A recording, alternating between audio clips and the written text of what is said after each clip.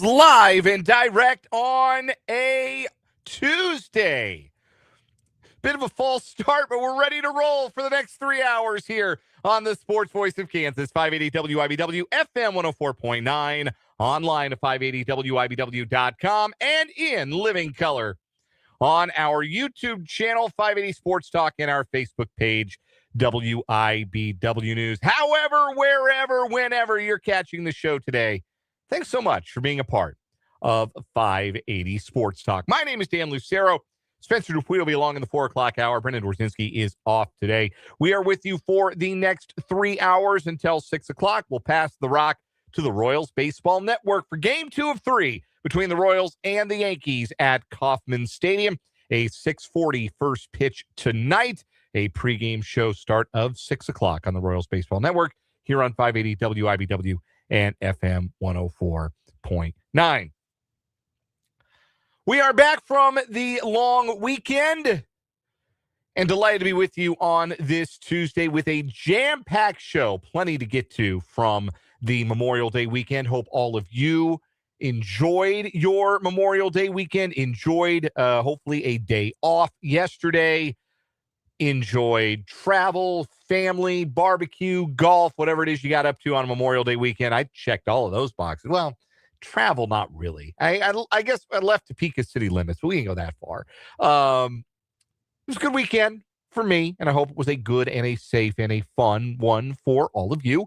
And we're back at it on this Tuesday. And again, plenty to discuss, including the Royals treading water, 2 wins and 2 losses over the weekend, which if you're 10 games above 500, that's fine. When you're 10 games below 500, not as fine, especially because the 2 losses were once again games that felt like they got away. A pitcher's duel where one team got a big hit and the Royals didn't get any hits hardly at all. And then yesterday's come from ahead 9th inning loss at home to the Yankees, meaning that the losing streak still continues. The losing streak that started with Game 3 of the 2024 Division Series continues against the New York Yankees. That was a frustrating one and really an avoidable one, and more grist for the mill for those who are frustrated with the manager of the Royals, Matt Quatraro. We'll go over how that one could have maybe been handled just a bit differently as the Royals lose 4-3 to the Yankees. A little ESPN matinee for you. That would have been perfect, right? I mean, gosh, Salvi hits the tying homer. Bobby Witt Jr. hits the go-ahead homer. Just get 3 more outs and then fire up the grill, baby. Everybody feels good. Pass around some beverages and fire up the grill and have a great Memorial Day evening. No, Lucas Urseg went ahead and took a leak on your barbecue. That's what he did. So we'll get into that. We'll recap the weekend. And the one bit of good news for the Royals, because like the on-the-field results, middling. The off-the-field news, particularly regarding Cole Reagans' health, very negative. Well, I shouldn't say very negative. It's not like he's in traction or on his deathbed or anything, but it sure seems like it'll be a while before we see Cole Reagans back on the mound for the boys in blue. But one good bit of news, one welcome development, the captain's heating up. Salvador Perez looks like Salvador Perez again and really has now for about the last 2 weeks. So we'll have all that and look at tonight's Game 2 of the series, which there aren't many more lopsided-looking pitching matchups in today's probables than Cam Schlittler versus Johnny Holstaff, because that's what the Royals are rolling with, another bullpen day fronted by Bailey Falter against, again, a team they have not beat since Game 2 of the Division Series in 2024. So got some baseball to get to today. We've also got some college baseball to get to today. The dream season continues in Lawrence. The Kansas Jayhawks are Big 12 tournament champions to go along with their Big 12 regular season championship. And indeed, they will be hosting a regional at Hoagland Ballpark. It's a remarkable accomplishment to put a capstone on a remarkable season, and don't believe for a second that the Jayhawks are done. They certainly have an opportunity to get through that regional, though as the number 15 overall seed. They're in a tough one. They might have the best 4 seed to deal with in Northeastern. The nation's leader in stolen bases as a team, a Missouri State team that doesn't have to travel far, and an Arkansas team that you can bet is going to bring a loud and rowdy fan base to Lawrence. But we'll not just talk about the accomplishment itself. What should the non-revenue sports expectations be right now for Kansas, for Kansas State, for Big 12 schools as a whole? Why is Kansas the team that has made this breakthrough? What is stopping Kansas State from making a similar baseball breakthrough? Hell, what's stopping Wichita State from getting back to the NCAA tournament where they haven't been since 2013? Could college baseball as a whole be better here? I really don't see why not. So we'll get into that a little bit, talk a little college baseball on the program today. Don't always have the occasion to do that, but Kansas doesn't always have the occasion to host a regional. And by doesn't always, I mean it has never happened until this weekend. So plenty of that to get into, and a happy coincidence. We'll have Michael Swain of Fog.net, part of the 24/7 Sports Network, on the program today to talk about it with us. Michael Swain, one of our 2 guests today. He'll join us at the bottom of the 4 o'clock hour for our usual Jayhawk Weekly segment on a Tuesday. Coming up at the bottom of this 3 o'clock hour, it's our NFL insider, Matt Quatraro, a day late, but never a dollar short. We'll ask Matt his thoughts, suitable for FCC regulations, on Rashee Rice currently being in jail, fresh off of knee surgery, which is still something I can barely comprehend. We'll get his thoughts on other league-wide news and notes and what he's looking ahead to when OTAs open for the Chiefs in just 2 days. So, Matt Quatraro, our NFL insider from Sports Illustrated, bottom of this hour. Michael Swain, bottom of the 4 o'clock hour, our guests today. And we'll get up to our usual shenanigans on a Tuesday and some unusual shenanigans because it's the day after a long weekend. So we'll still do the good, the bad, the ugly, like it's a Monday show, and recap the weekend a little bit. We also got a new week starting on What Is Wrong With You. It'll be a short week this week because we'll crown our May champion on Friday, semifinals Thursday, and our championship on Friday for the month. Also got our headlines, including a playoff roundup and some random question Tuesday as well. You are, as always, invited and encouraged to be a part of 580 Sports Talk. We want to hear from you. The text line is open, 785-272-9429. Text lines like Waffle House. It's always open, baby. It's open at 3 a.m. on a Sunday. If you've got something you need to get off your chest, let us see it. Maybe if it's coherent, maybe we'll even read it on the air the next day. But the text line is open, 785-272-9429. Also would love to hear from you in the live chat on our YouTube stream. We are live on our YouTube channel, 580 Sports Talk. There is a live chat associated with the live broadcast, a great way to interact with your fellow listeners and your hosts as the show goes along. I see Mark H., Paul, Christopher in the chat today. It's good to see all of you. And I look forward to hearing from more of you as we go along on today's edition of 580 Sports Talk. And hey, speaking of our YouTube channel, we entered today 21 subscribers shy of 1,000.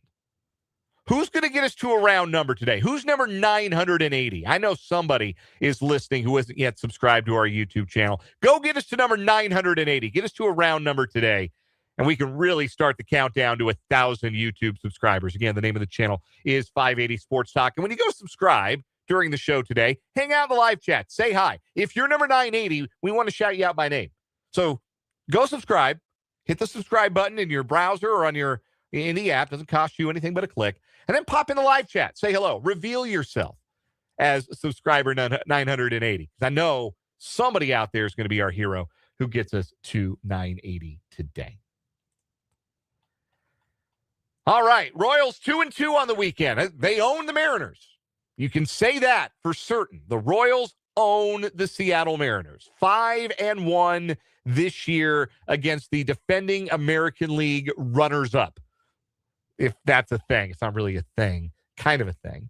It's about as good as it's ever gotten for the Mariners. So if they want to make it a thing, we'll let them make it a thing. They've never even been to a World Series. Can you imagine? You imagine rooting for a team that's never been to a World Series?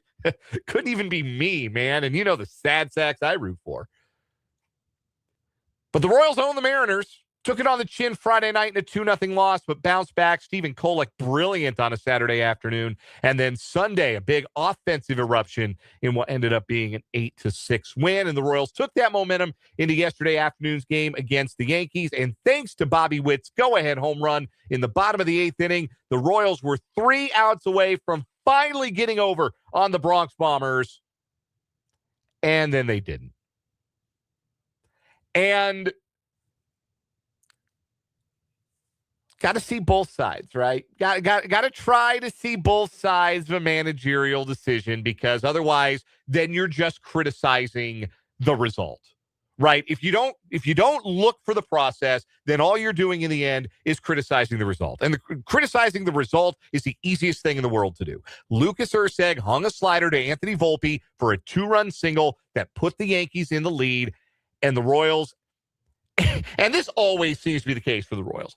Every time the Royals go to the 9th inning in a game like that, where they fall behind by a run, they need a run in the 9th. And I swear, every single time the Royals need a run, just one to keep playing in the 9th inning, it's 7, 8, 9 in the order, like every single time. It's always the butt end of the Royals order. You're always counting on Kyle Isbell to get a single with 2 out, nobody on. Just a measly single to keep the game going against somebody's closer. And that never works out. It's always 7, 8, 9 coming up for the Royals. Just another reason they are where they are, 22-32 in the standings. But let's try and figure out the process behind the bullpen management yesterday. It's not that hard to figure. Lucas Erceg is the closer. 1-run lead in the 9th, you go to your closer. That easy, right? What is the one thing we say about Matt Quatraro? To a fault, he's going to follow the book. His bullpen management, pretty rigid. And I'm a little surprised by that development. We're now in year 4 under Matt Quatraro. Coming from Tampa Bay as he did, I thought the Royals might find themselves being a little bit more flexible when it came to bullpen roles. I thought Quatraro was going to be a manager who would think outside the box. Because, let's be honest, most managers don't. 20 to 25 of the other 29 managers in Major League Baseball, and that might even be low, would absolutely have done exactly what the Royals did yesterday. You get the lead in the bottom of the 8th. You hand the ball to your closer in the top of the 9th. Whoever that guy is, who's your designated 9th inning save situation guy, is going to get the ball. That is very steady. That is bog standard, by the book stuff. And I thought, coming from an organization that has tended to think outside the box, because one thing that Tampa Bay doesn't really have the resources for is a top-tier closer. And that's not to say they haven't had, really good 9th inning guys in the history of their organization. They had one for a couple of years. Pete Fairbanks was pretty steady presence in the 9th inning. But over the years, they've shown a willingness to be a little bit more flexible with how they get the last 3 outs of a close game. And many teams are not flexible. You don't often see a situation like, I'll give you one from last night. The Dodgers hosting Colorado had a 5-3 lead in the 9th inning. Had a left-hander leading off the inning, Troy Johnston, who you've never heard of him, but he's second in the National League in batting average because, of course, the Rockies have a guy near the top of the league in batting average. So the Dodgers, instead of going to their closer, because they don't really have one, they started that inning with a left-handed arm. And when Alex Vesia faced the minimum 3 hitters, he gave up a 1-out single to Willie Castro, got Ezekiel Tovar to fly out, both right-handed. They had a left-hander coming up, but then announced a right-handed pinch hitter. And the Dodgers countered with Blake Treinen, the Osage City product, coming out of the bullpen to face the right-hander. 2 outs in the 9th in a 2-run game against the worst team in baseball. And yes, there's an element of that where you're playing the percentages. You're going to a righty against a righty. That's what Dave Roberts is doing. But it's the flexibility to do that in the ninth inning instead of the old, we'll call it for simplicity's sake, the Ned Yost school of bullpen management, where that one opening day, he got killed for not going to Aaron Crow soon enough. 2014 opening day? Might have been 2014. Aaron Crow's inning is the seventh. That's why he didn't pitch in the sixth when the game was blown, because his inning is the seventh. And look, that works. That works sometimes. We're talking about the human element of it here. There are pitchers who like having a defined role. They know when they're going to come into a game. They know who they're going to face. Kelvin Herrera inning is the seventh, and Wade Davis's inning is the eighth, and Greg Holland's inning is the ninth, and that was extremely successful for a pennant winner. So it's not like that doesn't work. It's not like that doesn't have its place in baseball. So that is the thought process. It's very simple. It's very easy to follow from Matt Quatraro's perspective. Lucas Erceg is my guy who's got 11 saves. He's my ninth inning option. I'm going to go to him against the middle of the Yankees order. But the counterpoint, the counter argument is also really easy to make here. Daniel Lynch, never mind the roles. Daniel Lynch is pretty obviously the Royals' best relief pitcher right now. And it's not anybody running real close to him as far as like a close second. If you needed 3 outs for your life right now and your choices were the 8 men in the Royals bullpen, you're not even flinching. You say, yeah, Daniel Lynch. Danny Drip, they call him. I guess that's a thing I've seen on social media recently. Sure. Maybe he's a really fancy dresser. I don't know anything about Daniel Lynch's sartorial decisions. Anyway, Daniel Lynch, he's the easy choice. He's the Royals' best reliever right this second. Lynch pitched the 8th inning. Got 3 outs on 8 pitches, including a strikeout of Aaron Judge, who's pretty good. The batters due up in the 9th for New York went lefty, righty, lefty.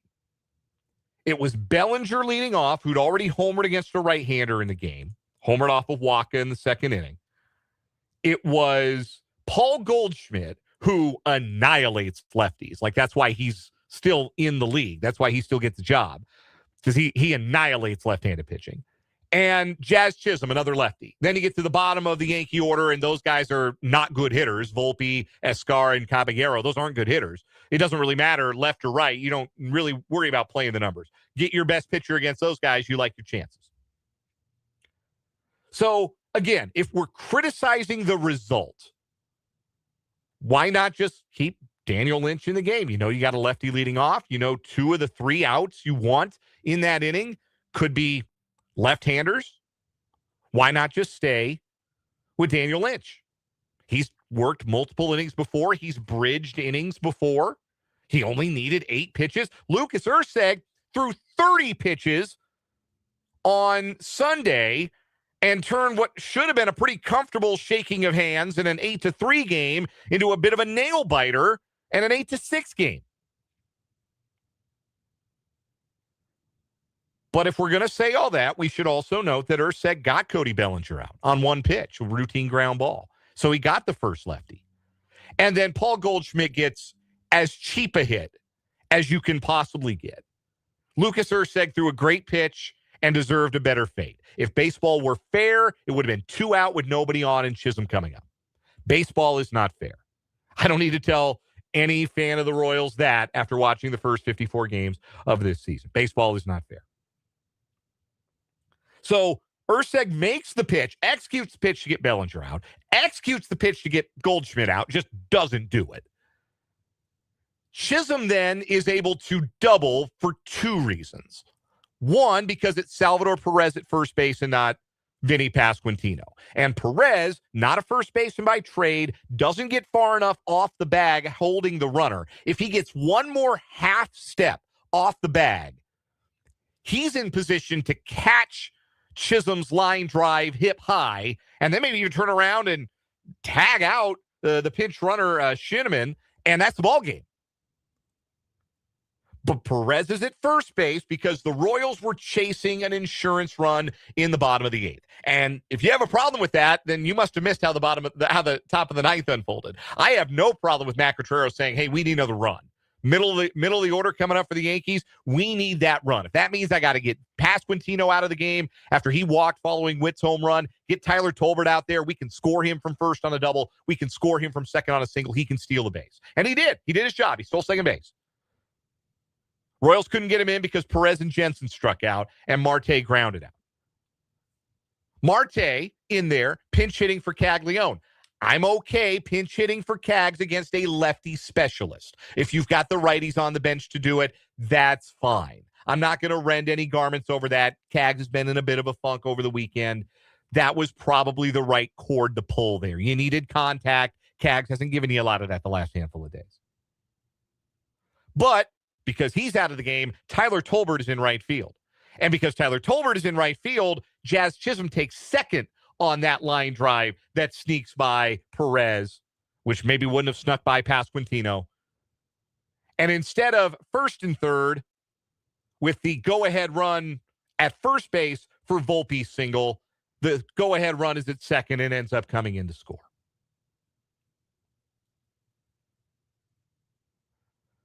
It's all connected. It's all connected. And look, when you're 22 and 32, as a manager, if that's what the team that you have, sometimes the button you push might feel like it's the right one, but it just ends up being the wrong one.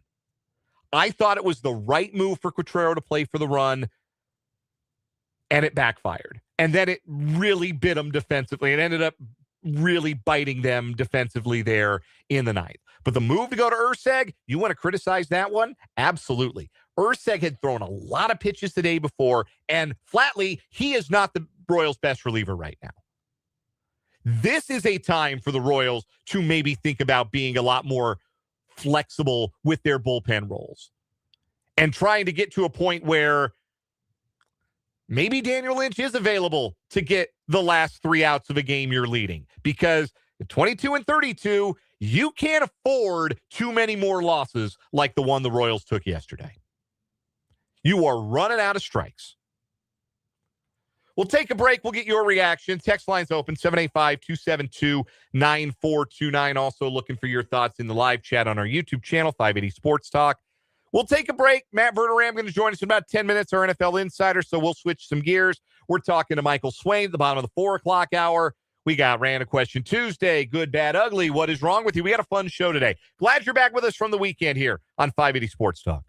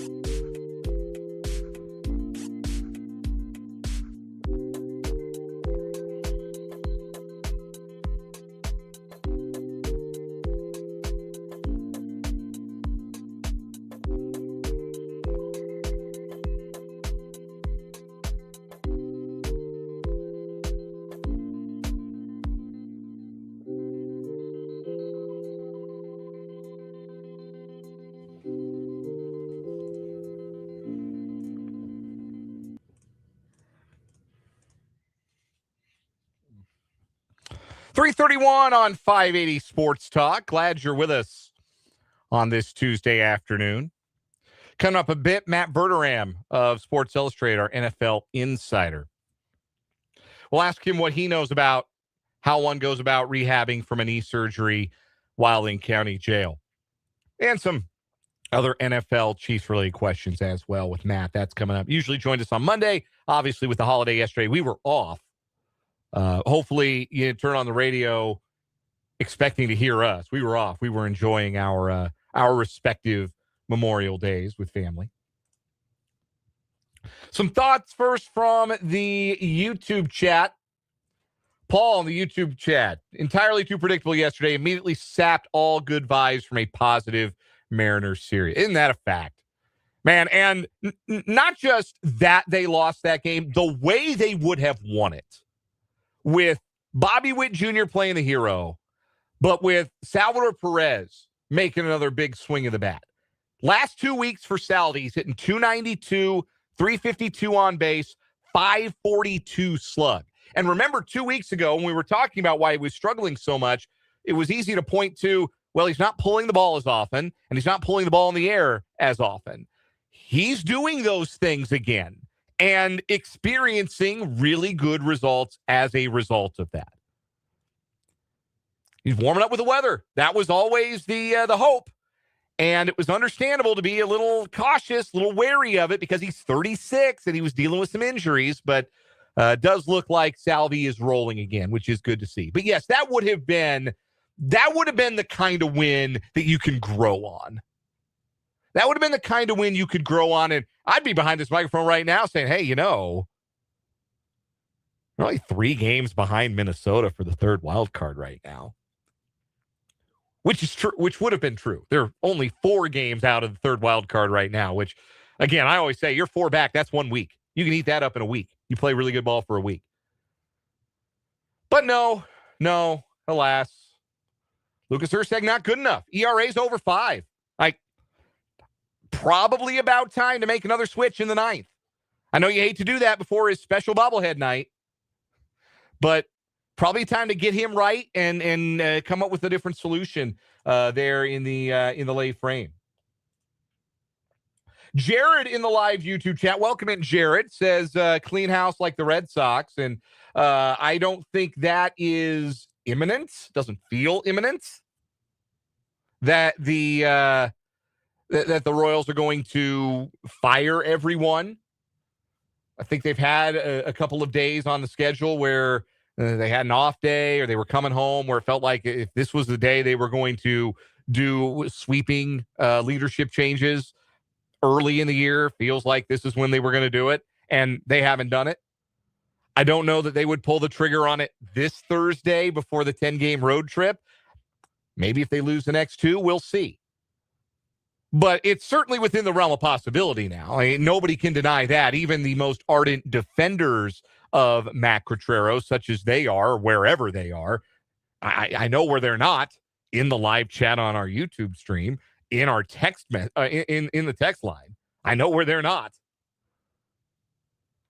But even the most ardent of defenders of current Royals leadership would have to admit, yeah, this is probably getting to a point where you might have to admit that this isn't working and shake things up a little bit.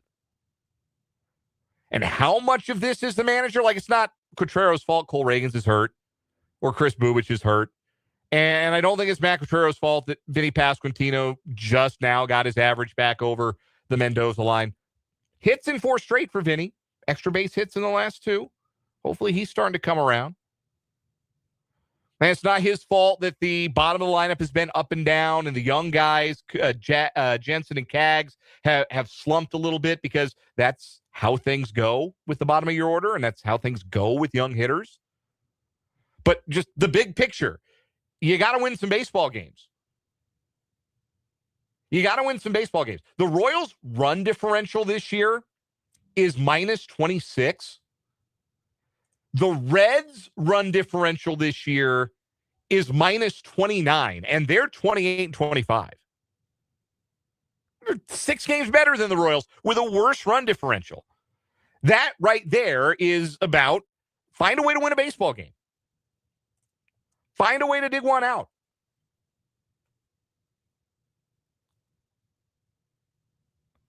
Texter from the 785 points it out. Tired of the woe are we card the radio announcers played, talking about the Yankees get all the calls, lucky bounces, win your own game, and quit placing blame. Yeah, so at the end of the day, you got to find a way to win a baseball game. You have to find a way to manufacture a tying run and a winning run. You have to find a way to get those final 3 outs. You just got to do it. And that's easier said than done, because I've said it a million times. Baseball is not a will game. It is not as much we impose our will on this game the way that football can be, or hockey can be, or basketball can be. It's different than that. But you can be a tough out. You can be a hard team to kill. You can be a team that always seems to find a way to get the big hit when you need it. Because you know what team was like that? The 2024 Royals, with most of these same guys. This team, for whatever reason, has not been that. We'll take a break, come back, we'll switch gears, talk a little football with Matt Quatraro. Up next on 580 Sports Talk.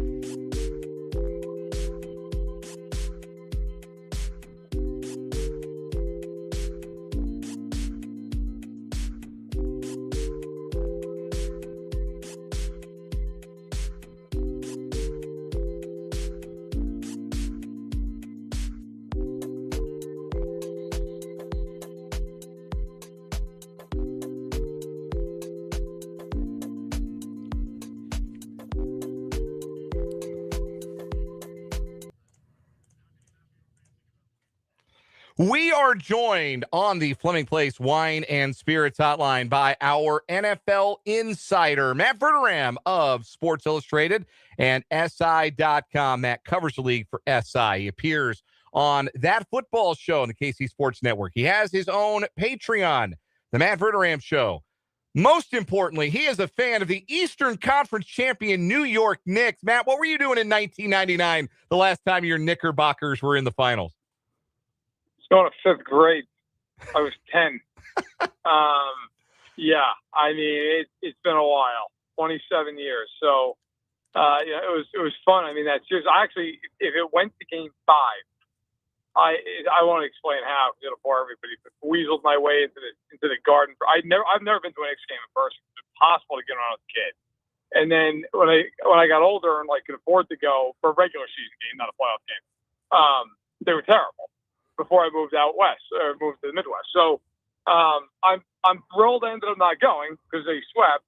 I also like to just applaud the Cavaliers for just giving a hilarious effort over the back half of game 3 and game 4. And then to have the gall to walk up to the podium afterward and say, well, I think we're the better team. It would have been great to showcase that at some point in the last week. Hey, analytically, that series was tied at 2, according to their coach. The best part about that comment, just as forget being with SI, just as a Knicks fan, is okay. I'm sure one of those games was game 1 that he was talking about. What was the other? Which of the other games was Kenny Atkinson actually, I think we should have won that game. The Knicks annihilated Cleveland the last 3 games of that series. What game was it? that is the great unexplained mystery that comes out of that. Well, Matt, I am happy for you as somebody who grew up a Nuggets fan, knew a little something about being a fan of a long-suffering team. So, yeah, I'm happy for you and wishing the Knicks all the best, especially if they play the Thunder, evil personified in the NBA Finals. But enough about that. Matt, what do you know about rehabbing a knee injury and knee surgery in jail? Is it hard? I thankfully don't have a lot of experience in that. Like, are the Chiefs going to send Burkholder or Julie Freimeyer to prison to rehab him? Like, do they have to go in there and go through the whole process of getting into a jail to rehab his knee? I have no idea what you do. Are those resistance band? Is that contraband or how do those work? Right. Is he allowed to have that in the cell? That has to be the most Rashee Rice thing imaginable. Like, he went out and got surgery, and then a week later found himself in jail. And now can't rehab properly. Is slated, supposedly, to be back by the start of training camp. That's assuming that his knee heals correctly, and I don't know that it will or it won't, based on the fact that he's not going to be around the team. It would be the funniest possible next step for this story if the Chiefs find them for not being a mandatory minicamp. Like, that feels like about all that's left in this saga is them doing that. Because look, the shame of it is with him, he is really talented. If he had his priorities in order, his head on straight, he could absolutely be a Pro Bowl or even maybe an All-Pro receiver.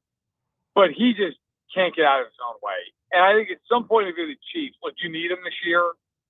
But I just don't know after this season how you move forward with it. Even on a tag. Like, I just don't know. You can't rely on him. And it's just gotten to a point where you're going to have to start doing other things. Yeah, that's just it. The Chiefs, we said it last week after the news broke, like they can't live with this guy and the unreliability and now new questions about the health of his knee, but also they can't really live without him because right now he's the only guy on the roster that has put together a 17-game stretch, even if it was bifurcated by the end of the 2023 playoffs, the start of 2024, a 17-game stretch of number one wide receiver caliber production. We know when he's on the field, he can be really, really good. And the Chiefs kind of need that because they don't really have a great plan B or plan C at wide receiver. They don't. And it's gotten to a point where I really think the Chiefs have to go out and either sign Keenan Allen or Deebo Samuel. You got to get one of them. Because, look, Rice plays all over the offense. He plays inside, he plays outside. If you look at the snap counts last year by position, the same is true of Deebo Samuel, the same is true of Keenan Allen. Now, both those guys are going to get one-year deals. They're not going to be overly expensive. The Chiefs can fit those guys in with a simple restructure of Karlaftis or even Humphrey. There's no need to go crazy here. Now, if they want to swing for the fences, if Brett Veach is sitting there saying, you know what, the heck with this, let's really fix this problem. Okay, well, A.J. Brown's sitting there, and Howie Roseman and Brett Veach are really close from their days together in Philadelphia. Do you make that trade? Do you call the Eagles and say, we'll give you a first and a third? You got two of them next year. You got 2/3. Would you do it? I don't know. But I think everything's on the table right now because if Rice isn't available or it just doesn't live up to expectations based on all that's gone on. Look at the receiving core of Worthy, Thornton, and what? Cyrus Allen? Jalen Rose? They wouldn't even play Jalen Rose last year when the season was a lost cause. They played Juju 90% of the snaps. Like, you need to get somebody now, not 2 months from now. And they are in a somewhat desperate situation. Matt Verderame of Sports Illustrated, SI.com, is our guest, our NFL insider here on 580 Sports Talk, joining us on the Floating Place Wine and Spirits hotline. You didn't bring up Stephon Diggs. Is he a little too rich for the Chiefs' blood just based on their cap situation right now? I don't think he's too rich for their blood, but listen, you worry about him off the field. Like, that's kind of why I didn't mention him or Ayuk or Tyreek Hill. And Hill needs, more stuff for the knee and everything else. I mean, he may not even play next year. He might back for half the season. But I just think they're to a point, like, if they sign Keenan Allen, they don't have to worry about a phone call at 3 a.m. from the club. They don't have to worry about Deebo Samuel at 3 o'clock in the morning at the Power and Light District getting a phone call to Brett Beach. Like they don't need to worry about that. They need to keep phone on Spondex. They need to keep phone on still. Brandon Ayuk, he may just not show up. Nobody knows what he's doing. Nobody knows if he's healthy. He had a major 3 ligament tear in his knee in 2020 against the Chiefs, and no one's seen him in a year and a half. Like, I just think at some juncture here, they need stability. And Keenan Allen, while he's not going to give you 1,000 yards in all likelihood, is going to give you about 750. He's going to catch 70 balls. He's going to play 15, 16 games. He's going to cause no drama. And right now, if you're the Chiefs, there's a lot of value in that. Matt, the idea of trading for or any of these guys, Keenan Allen, Stephon Diggs, up and down the order, any wide receiver you would bring in to the Kansas City Chiefs, and probably they're coming in because OTAs start Thursday. So you're probably coming in after OTAs. You're probably coming in after mandatory minicamp. You're probably getting your first exposure to your new teammates, and your new quarterback is going to be at training camp. How much of an adjustment would that be for the new player, whoever that is, for the offense, for the coaching staff?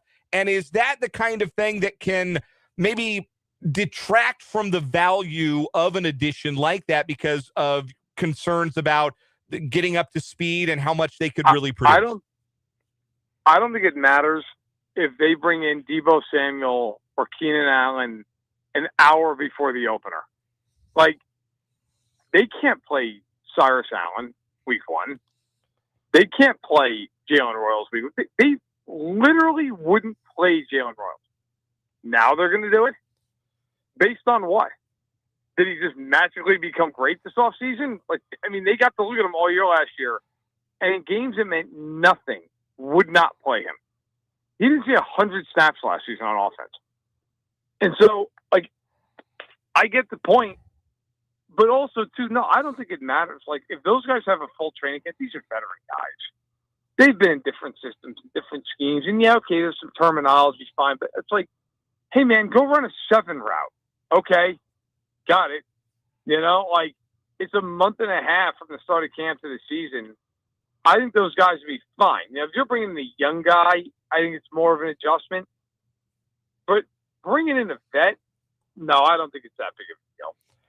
Few more minutes with our NFL insider, Matt Verderam, here on 580 Sports Talk. Matt covers the National Football League for Sports Illustrated and SI.com. Last week, Matthew Stafford got a 1-year, $55 million contract extension from the Los Angeles Rams. He was scheduled to make $40 million this year. It extends things out into 2027. Obviously, the Rams drafted Ty Simpson from Alabama with the 13th overall pick in last month's NFL draft. How long it makes sense for Stafford to play this year, maybe one more with the Rams. Do you think that's it for Stafford, or do you think he's a guy that if he's able to get his back right, get his body in shape, which we didn't know he could do that last year, and then not only did he do it, he won the MVP. Do you think he's a guy that maybe does play in his 40s and have more of an itinerant end to his career like we've seen some veteran quarterbacks have? He could. You know, it's always hard to say, right? Because it all depends on how a guy's feeling, and that could change week to week and month to month. But, you know, I think it's probably at this point with Stafford, I mean, I believe he's 38 years old. It's year to year. You know, look, if they won the Super Bowl this year and they're favorites to do it, maybe he walks away. Maybe he says, you know what? Go spend time with my wife, my kids, you know, get out of this with my health, win a couple Super Bowls. If he does that, he's walking into Canton. You know, or maybe he says, hey, you know what? I feel like I got 3 more years in me. I'm playing my best football. So I would probably, like, if he gave me over under 2.5 years, I'd probably take the under. I think like 2. But, you know, listen, he is playing great. And if he feels good, heck, the money's great. Yeah, I mean, I guess I'd put it this way. I've had a lot of athletes say to me over the years, once you're done, you're done. That's it. You know, it's not like what I love to do, or if I love, you know, I want to write. I can write whenever. Once they're done playing, That's it. They're not going to the Y and playing pickup football. So I would think it's probably another year or two for him, but who knows if the back holds up. Maybe he keeps rolling. Last one for you, Matt. We mentioned it just a little bit earlier. The Kansas City Chiefs open OTAs on Thursday, 2 days from now. And obviously the big storyline is going to be, is Patrick Mahomes there? Does he participate? To what level does he participate? But aside from any and all Mahomes-related storylines, when are you most fascinated to learn or glean or discover to the extent that anybody ever can with what goes on at OTAs with regards to what happens with the Chiefs? How they line up their secondary. I'm interested to see who plays where, because they got a lot of guys that can line up in a lot of spots. They drafted a bunch of guys. They slash signed a bunch of guys. They have so many new faces. I'm very curious to see how they line up the secondary. Matt Quatraro covers the National Football League for Sports Illustrated and SI.com. He also appears on That Football Show on the KC Sports Network, has his own Patreon, the Matt Quatraro Show, and joins us every Monday here as our NFL insider in the Fleming Place Wine and Spirits Hotline. Matt, it is always a pleasure. Thanks for being flexible with us on this Tuesday, and we'll look forward to talking to you next week. Sounds good. Take care. That is Matt Quatraro. We will step aside for a timeout, come back with the good, the bad, the ugly from the long weekend on 580 Sports Talk.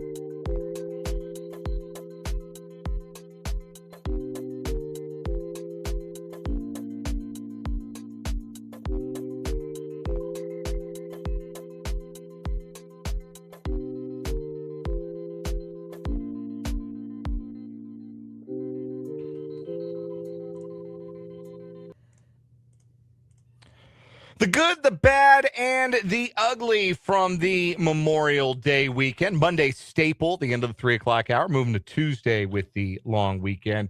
My good, I got a couple of good. One we're going to get to at length in the next hour, but the Kansas Jayhawks, Big 12 tournament champions, incredible accomplishment for them. First time since 2009 that the regular season and the tournament champions of the Big 12 were the same team. Also, I know it was a 2-2 weekend for the Royals, up and down weekend, but boy, what a pleasure it was to have Stephen Kolek throw a complete game shutout at the Mariners on Saturday. You just don't see complete games and shutouts very often anymore in modern baseball. So to see one is always a delight. And I say see one, I actually was listening to that game. I was on the driving range and pretty much got to hear the whole game because Kolek was working quick and getting ground balls and lazy fly balls. And that was a pleasure. That was a true joy, Stephen Kolek's complete game shutout.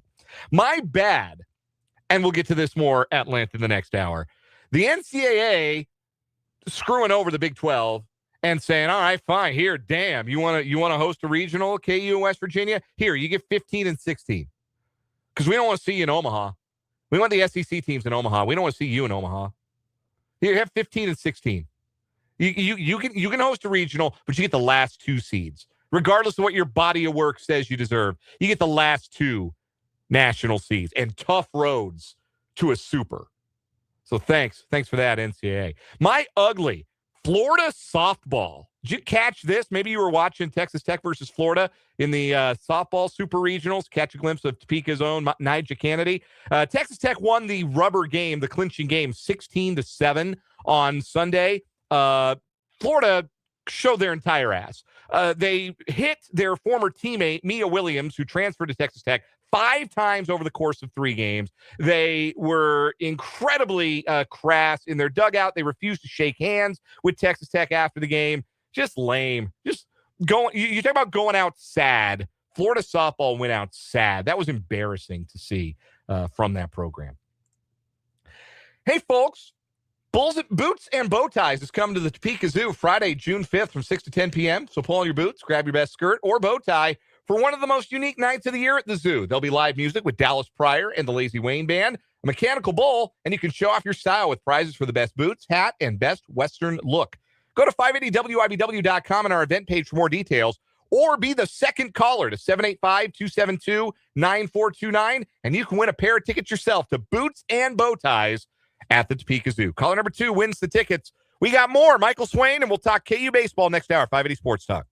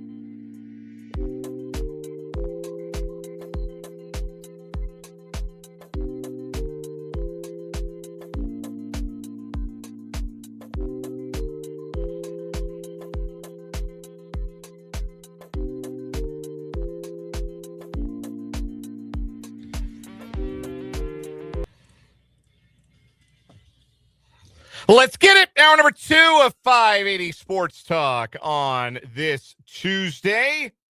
Fresh off the Memorial Day weekend. We're glad you're with us on the Sports Voice of Kansas. 580 WIBW FM 104.9. Online at 580WIBW.com.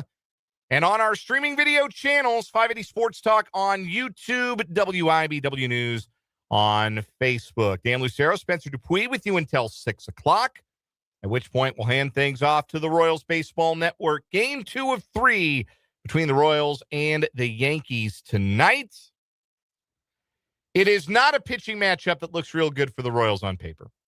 It is Cam Schlittler for New York. He have a 1.5 ERA through nearly the end of May, and peripheral stats that support that level of dominance. And on the mound for the Royals, Johnny Holstaff. Bailey Falter, plus a bullpen game for the Royals tonight. The upside is you have low expectations for a game like this, A, because of the pitching matchup, B, because, again, the Royals haven't beaten the Yankees since Game 2 of the 24 Division Series. So imagine if they win. We had a different president at that point. We did. There were a lot of things that were different. Darren Peterson was still in high school. You were here. I was. Yeah, you started in early 24. Yes. You were here, but you had not yet been here a year. It was a long time. Yeah. My son was... It was the same point when... 4 months old? Bob Costas was very disappointed. Yeah, it was the end of Bob Costas' broadcast career. That, play-by-play it's career. Been revived. He's now back at the NBC for baseball. Well, he's not doing play-by-play. He's not in the booth. Yeah. He's not in the booth. That was the end of his play-by-play career. So it's been a long time. Suffice it to say that since the Royals beat the Yankees, and certainly it will not be the expectation given the pitching matchup that they do it tonight. But then imagine if they do. How funny that would be. 6 o'clock pregame, 6:40 first pitch. Game 2 of 3 in the series. I just had a couple of tickets for Game 3 fall into my lap, by the way. So be listening for your opportunity to win a pair of tickets to see the Royals and the Yankees tomorrow night. Just had a pair of tickets fall into my lap. And if you did not win the boots and bow ties tickets we gave away in the 3 o'clock hour, don't despair. We've got 3 other pairs. We'll give away a pair every day this week here on 580 Sports Talk. Did you do that on purpose? What? Did you do that on purpose? That rhymed. Did you do it on purpose? I did not know. I did not. I was a poet and didn't know it. Boots and bow ties at the Topeka Zoo Friday, June 5th, featuring live music from Dallas Pryor and the Lazy Wayne Band and a mechanical bull. You ever been on a mechanical bull, Spence? Yeah, I have. How'd it go? 3 seconds. Hey, listen, that's 3 seconds longer than a lot of people last on mechanical bulls. I've never done that. I know my limits. Anyhow, boots and bow ties at the Topeka Zoo. We're giving away a pair of tickets every day this week. Gave away our first pair in the 3 o'clock hour. But if you missed out, we've got 3 more pairs to give away, 1 each day the rest of this week on 580 Sports Talk. Still to come this hour, Kansas is hosting an NCAA baseball regional. It is just remarkable that is a true statement, but it is indeed a true statement. We're going to talk a little bit, not just about that. We'll look a little bit at that regional and what's coming up for the Jayhawks, but also, can this be something that happens more than once ever for Kansas? What should the expectation be? Because I think there's a broader discussion to be had here, and we may not have enough time to have it just in one A-block segment of the show. But we kind of scraped up against it with, Tim Fitzgerald at GoPowerCat.com. We were talking about athletics at Kansas State.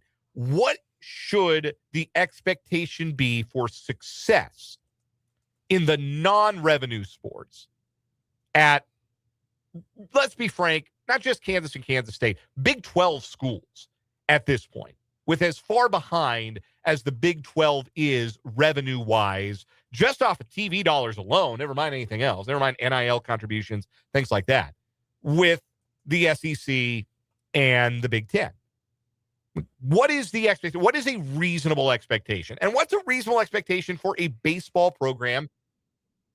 Kansas used to be the gold standard was a couple hours down the turnpike in Wichita. But Wichita State hasn't been to an NCAA tournament since 2013.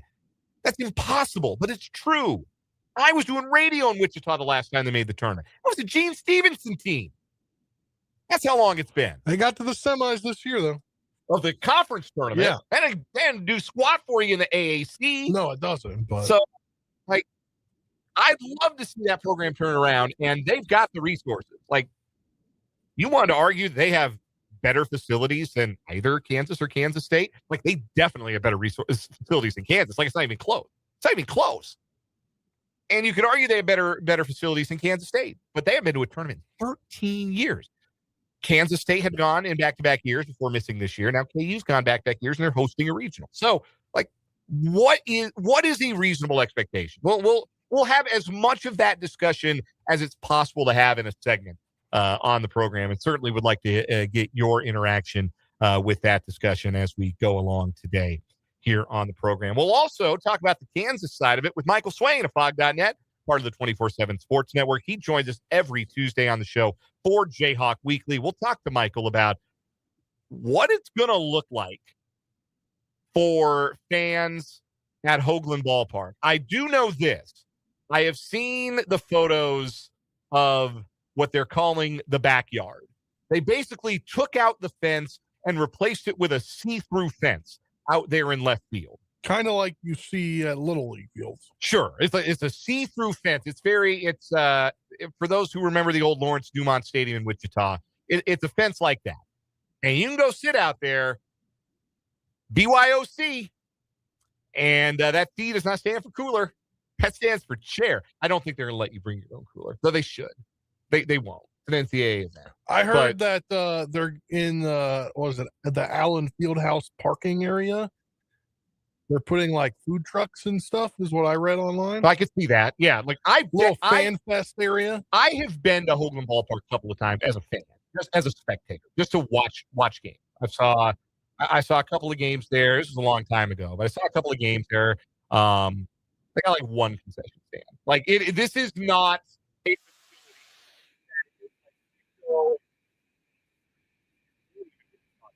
that's a facility that was built with, we're going to host NCAA tournament games here. Other facilities, like all the SEC baseball facilities, Oklahoma State's ballpark, those kinds of stadiums are built with expressly like, oh yeah, we're gonna have NCAA tournament games here. I don't think that was part of the thought process, because how could it have been? It was not a thing that had ever happened, but now it is for Kansas baseball. So Michael Swain joined us bottom of the 4 o'clock hour. We're going to get into that. We got What Is Wrong With You too. Start of a short week on What Is Wrong With You, because we'll have our monthly semifinals for May on Thursday. We'll pick a champion on Friday. You are invited and encouraged to be a part of the discussion on the show today. Want to hear from you on the text line. 785-272-9429 is the number.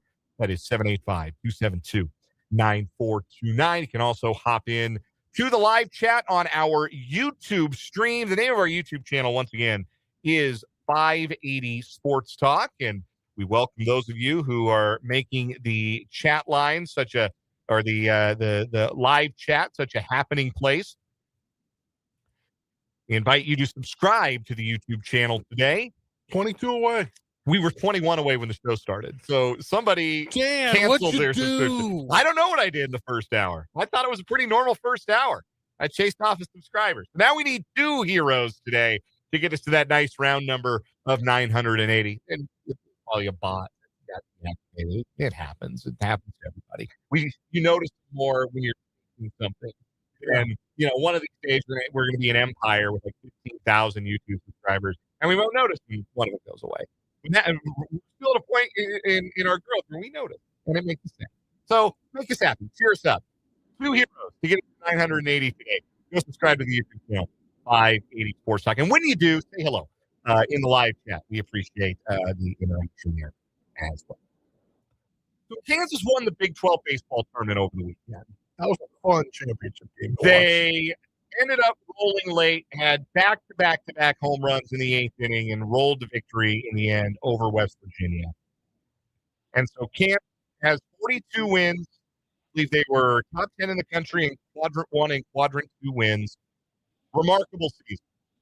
And their reward, justly, was to host a regional. Unjustly, it was to be the number 15 national seed. I kind of think that is a tough draw for the Jayhawks. They got the 15. West Virginia got the 16. That feels very, very much like the NCAA just sprinkling a little bit on the Big 12 just so they don't complain. Because Big 12 didn't get to host one of these last year. So okay, you can have this. You can have this. You take this. Enjoy this. Enjoy these crumbs. You get 15 and 16. You get to host a regional, but we're going to make it really hard for you to come out of a regional. And if you do, you're sure as hell not getting to Omaha. We're going to stack the deck. That's what it feels like they did with regard to the two best teams in the Big 12 this year. Although you hear some of the national folks say it. They think Arizona State's actually the best team in the Big 12. I read Baseball America. We rank all the teams in the tournament, and they had Arizona State, who did not win the Big 12 and did not come particularly close to winning the Big 12, had them ranked ahead of both Kansas and West Virginia. So you go figure that. Anyway, Kansas is the number 15 overall seed. They will be at home. They will play Northeastern, the champions of the CAA. I know what it used to stand for. I forget what it stands for. Is it Coastal Athletic Association? I believe it is no longer the Colonial. I know that. I believe it's the Coastal. It is the Coastal. Athletic Association. Yeah, it is the Coastals, no longer the Colonial. They are the champions of the Coastal Athletic Association. They are the nation's leader in stolen bases as a team. They've got like 30 more stolen bases than the next highest team total. They got well over 200 stolen bases. So if they can get on base, they're going to be running. Augie Munengaretta better be ready to cock and fire behind the plate for the Jayhawks. That will be KU's first game against the 4 seed. They'll play at noon Friday at the Hog. That'll be on ESPN+. The other matchup, the number 2 seed Arkansas against the number 3 seed Missouri State. You know Arkansas is going to travel well. Yeah. You're lucky. You know they're going to be a presence. You're lucky you're not on the app that formerly known as Twitter anymore, unless you have to be for the show. Not very nice fans. I'll leave it at that. Arkansas just in general, or the baseball fans? The baseball fans over the last 12, 24 hours. I can believe that. Yeah. I have no problem believing that. I think that is a website that I think encourages and rewards particularly nasty and vile behavior. And I can quote one that's not vile. Is more capable of vile and nasty behavior than college age sports fans. I'm going to quote something that the Hog is, quote, a glorified high school stadium. I mean, compared to what they see every week in the SEC. Yeah, but like I don't have to say that. Wait, the Marge Simpson meme. Well, that's true, but he shouldn't say it. I mean, look, it's a program that hasn't seen a lot of success. Right? If it had seen a lot of success 15 years ago, the Hog would look different right now. It might. Maybe this is the start of adding on to or adding some new elements if this is going to be an annual thing, about which more in a little bit. But anyway, Missouri State and Arkansas is the other Friday game, first round game at 5 p.m. Noon and 5 p.m. are the start times through Saturday and Sunday. The loser game will be early Saturday. The winner game will be late. The elimination game early. The championship game, game 6, 5 p.m. on Sunday. If an undefeated team loses game 6, then there's the game 7, if necessary, game, because it's double elimination on Monday, June 1st. So this is the first time this ever happened for Kansas baseball. First time they have ever hosted a regional. And there will now be expectations for Kansas baseball moving forward under Dan Fitzgerald. That this is possible. This program went in 4 years from, look, I'll be real honest. This is over the course of this year, and some of this is intentional, just kind of keeping a little bit of track of it in our headline segment to keep abreast of what was going on, and obviously following as Kansas continued to be such a big story. But we haven't talked a whole lot of college baseball on 580 Sports Talk in my time being on this program since September of 2016. But there's been some recent success in Manhattan. They won a regional, went to a super regional. Now KU gets to host a regional. That's just within the last 3 years. There are going to be some expectations for Kansas baseball moving forward. Can this be a baseline performance? I don't mean hosting a regional, because only 16 teams get to do that every year. Can this be a perennial tournament team under Dan Fitzgerald? And that question raises two other questions. The first is, how long do you keep Dan Fitzgerald? Because this is a guy with SEC roots. He was hired. He had been the recruiting coordinator at LSU when he was hired at KU. The more you win at a program like this, the more resourced, more moneyed programs are going to come calling. And Kansas is in a spot where they don't make as much money as the SEC schools do. And frankly, it's the SEC jobs that are going to be, the ACC's got some good baseball programs too, but they're kind of fishing in the same, playing in the same sandbox as the Big 12 when it comes to revenue. It's the SEC you got to worry about. It's the SEC you got to look over your shoulder to. And I guess now the Big 10, because they've got like historic baseball programs now. They've got UCLA. Like, you think about Big 10 baseball, except for the odd year where Michigan would be good, or that one time Indiana had Kyle Schwarber and they were good. No, now you got to think about the Big 10 as a baseball conference. They got Oregon, they got UCLA, and they got USC. Yeah, but UCLA is the number one overall seed, yes, right? Wire to wire number one. Did you see first time that's happened in a long time? Did you see what's the word I'm thinking? What's their attendance has been all season? No, I have not. Lower than KU's attendance. And, I can kind of buy that. One, it's a city school. But number two, yeah, you're not playing the old rivals. You're not playing Arizona State. You're not playing Arizona. You're not playing those traditional baseball powerhouses that would bring you out to their ballpark for 3 games. The best baseball program you're playing against, probably USC. And then the second best program with the best tradition in that conference is what, like Ohio State, Minnesota? So, yeah, I believe that. I have no problem believing that's not going to draw to UCLA's games the way that a Kansas series against Oklahoma State, or a Kansas series against Kansas State, or even a Kansas series against like Baylor or West Virginia is going to draw.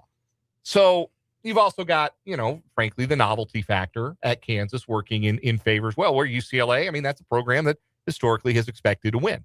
But back to the bigger question here, because this isn't just a question for baseball. This is a question for all the non-revenue sports at a school like Kansas. And like, Kansas is not having to hold a bake sale to keep the athletic department alive, right? They're not having to wash cars for new uniforms. And we're not pretending that they're hurting for money or hurting for resources. But they are not the haves in the big picture of college athletics. Right now, that's the SEC and the Big 10. So it's not just, well, we want to keep Dan Fitzgerald. All right, yeah, you want to keep Dan Fitzgerald. You know who else you might like to keep? Nate Lee, your women's soccer coach, who's turned that program around. You know who else you might like to keep? Matt Ullman, your volleyball coach, who's kept that thing humming after the departure of the legend Ray Bouchard. Do you have the ability? Because that is what is going to dictate your long-term success, is how good are your coaches? How good are your recruiters? How able are you to get the most out of the talent that you can attract to your program? Because if you're just trying to fill a roster with Kansas kids, that's not, it's nice. It's a nice story, but you're not going to win a lot of games in the Big 12. You have to be able to recruit beyond your state boundaries. It's always been the case. That's nothing new. And you have to have the coaches who are capable for that. You have to be able to have coaching staffs who maintain a level of excellence that allow your non-revenue sports to operate at a level where they're consistently successful within the conference and get on that national stage. That's not an easy thing to do. It's a much easier thing to do when you're working with the athletic budget of an SEC school or a Big 10 school. And so that's the question for Travis Goff, because I think Travis Goff has quite obviously done a pretty good job hiring coaches outside of the revenue sports. He hasn't had to hire a basketball coach. Hired Lance Leipold. That's worked out pretty good. But also in the non-revenue sports, he's the one who hired Dan Fitzgerald. He's the one who hired Nate Lee. He's the one who hired Matt Ullman. And so he's done a nice job. And you'd like to think that if one of those coaches, if any one of your high-performing non-revenue sports coaches gets poached, you're going to have to find the next one.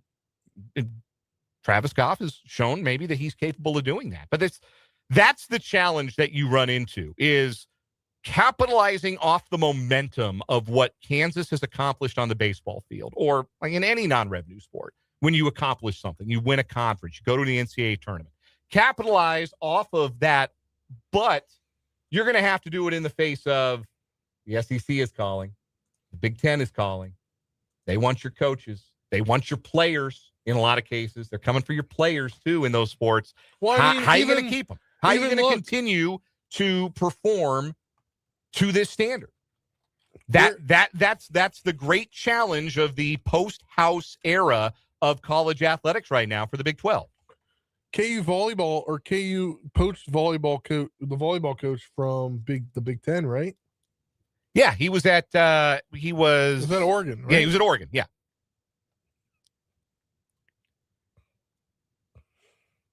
Did you have anything else you were going to add to that? Or? Brendan just distracted me. He's in the hallway dancing. All right. No, I'm saying like they can poach, like there's availability there, but then it comes the time of how much can they put into every single sport. That's the problem now in this day and age. Yeah, how There's much of that? So much they can put into each sport. How much of that are you going to be able to? How big a slice of the pie are you cutting for this non-revenue sport, that non-revenue sport, the next non-revenue sport? The other question, how good should college baseball in the state of Kansas be? Because what Kansas has done this year, how Kansas has built their program,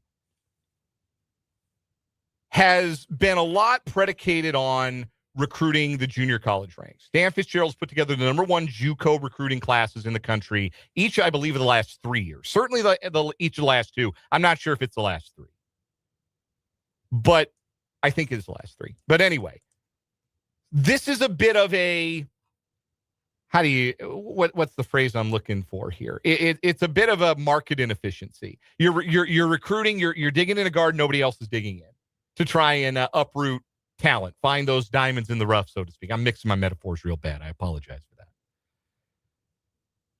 But that has worked for Kansas. That has built up their talent level. Well, what happens if everybody else starts digging in the same garden, panning for gold in the same stream? Are you able to continue to bring in that stream of talent to Kansas? Because that has worked.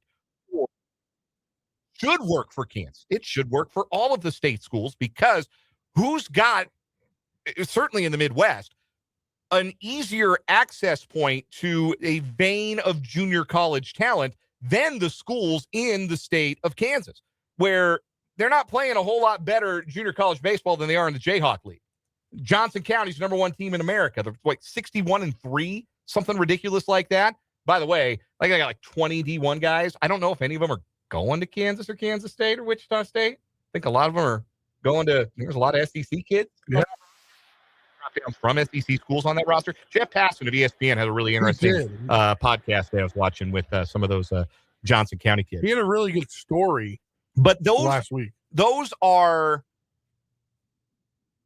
some ways that you would think you could overcome the disparity in talent, because obviously the most high school talent, most amateur talent coming up to the college ranks is going to be in the Southwest. It's going to be in the Southeast. It's going to be where you have the weather to play baseball all year round. And geography, the history of college baseball specifically, is about geography wins. And the recent history of college baseball is geography wins. Yeah. The last 6 national champions are all from the SEC. So overcoming that consistently, I don't know if that's possible. But overcoming it in such a way that you can find some market inefficiencies, you can recruit talent that other schools are overlooking. You can be a more veteran team. That has been an asset for Kansas this year. They have been a more veteran team. That, I think, has been a major advantage for them. And it's been an advantage that Kansas State maybe hasn't pressed quite as much as Kansas has. Wichita State has not pressed that advantage as much as Kansas had. And Kansas has reaped the benefit. Should we expect any of those programs to be perennial NCAA tournament programs? Like, that's going to be tough. It just is, based on, again, 1, geography, 2, the nature of the Big 12 relative to the other 2 moneyed conferences, the SEC being the power conference. But I think that there will be expectations now. And these expectations set by Kansas will continue to keep the expectations of Kansas State high. You want to keep up. Looked like you were going to be the program that's going to break through the way that Kansas has broken through. So now Pete Hughes and company in Manhattan have expectations they've got to meet. And again, Wichita State's got better facilities than those two programs and haven't been to the tournament in 13 years. So pressure's on them, too, to get back to that. Be looking forward to watching some baseball from the Hog this week. It's very exciting to have the NCAA tournament in the Sunflower State. We'll come back with What Is Wrong With You after this on 580 Sports Talk.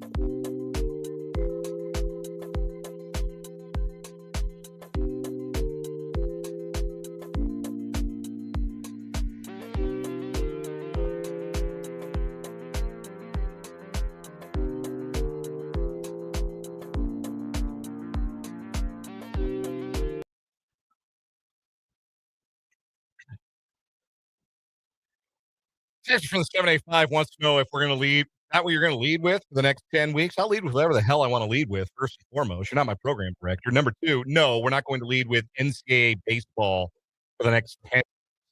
A once-in-a-lifetime deal in Lawrence. That's kind of a big deal. So, yeah, we led with it today. You want to find out what we're going to lead with tomorrow? You have to come back tomorrow. Or come back in 10 weeks. What is wrong with you time on 580 Sports Talk? And we've got two brand new stories to bring you today on this short week of the segment. I'll go first. We're going to North Carolina, where they are on the hunt for a biscuit bandit after the desperado broke into a Popeyes at 5 a.m. and started cooking items from the menu. It's funny if he was cooking off. After around 5 a.m. Thursday at Popeyes in Greensboro, the rogue fry cook managed to get in and out before staff showed up. A biscuit bandit accessed the inside of the building, started cooking shrimp, biscuits, and fries, and then stole other items before leaving. The intrusion was unusual, and the police department took an equally unusual approach to addressing it on social media. They have not yet found the perpetrator. I love Popeyes. I never thought to break in and make my own food and steal it. That's a new one on me, but can we have more Popeyes than Speak-It, please? Love a Popeyes biscuit, man. People say those are dry. You just maybe don't have very good taste. I don't know. All right, your story. Yeah, we're going to go to Florida. For decades, a chiropractic clinic in Florida has used a marquee sign outside its office, posting a rotating series of puns aimed at catching the attention of motorists passing by. It's pretty much like, chiropractic humor. We never crack under pressure, things like that. They're all pretty much fun and games until recently the two-sided sign, which changes every few weeks, declared licensed crack dealer. According to police, the clinic sign was vandalized on Sunday afternoon by a 23-year-old man who used landscape bricks in a branch to smash the sign, damaging the letters and message board's interior lights. When confronted by cop Benjamin Fraggle, spontaneously advised the sign message was licensed crack dealer, and he thought that was illegal. According to the arrest report, it showed no indication of drug or alcohol influence or any mental health issues. Why he did not get the joke or believe there was it's not addressed anywhere. But since the Palm Harbor Clinic owner estimated the damage to the sign significantly exceeded $1,000, he was arrested for felony criminal mischief. He was booked into county jail. He's locked up in lieu of a $5,000 bond ahead of his hearing on May 29th. His rap sheet's pretty long. It includes conviction for trespass, probation violation, obstruction, and battery for punching his father in the jaw last year. In November 2024, he was arrested for allegedly punching his father in the head and hitting him in the ribs with a metal baseball bat after being told to go to bed because he was intoxicated. So he just doesn't get the joke, apparently what happened here. He thought it was serious. He thought it was serious. He didn't get the joke. That's pretty funny, actually. Yeah. That he decided to smash the sign so nobody else had to read it. So nobody else would think it was a crack dealer and then go in looking for it. Hey, he's doing a public service. Yeah. And he wrote in. I'm gonna go with the biscuit bandit. Like, breaking into a Popeyes to make your own food is bringing it anywhere to make your food is very funny. Breaking into Popeyes, like, they play cool. Popeyes is different. Yeah, of all the fast food places, Popeyes is its own thing. And that's why I love it. I can go for some Popeyes right now. I could too. The Biscuit Bandit, our winner. What is wrong with you? Michael Swain joins us next for Jayhawk Weekly.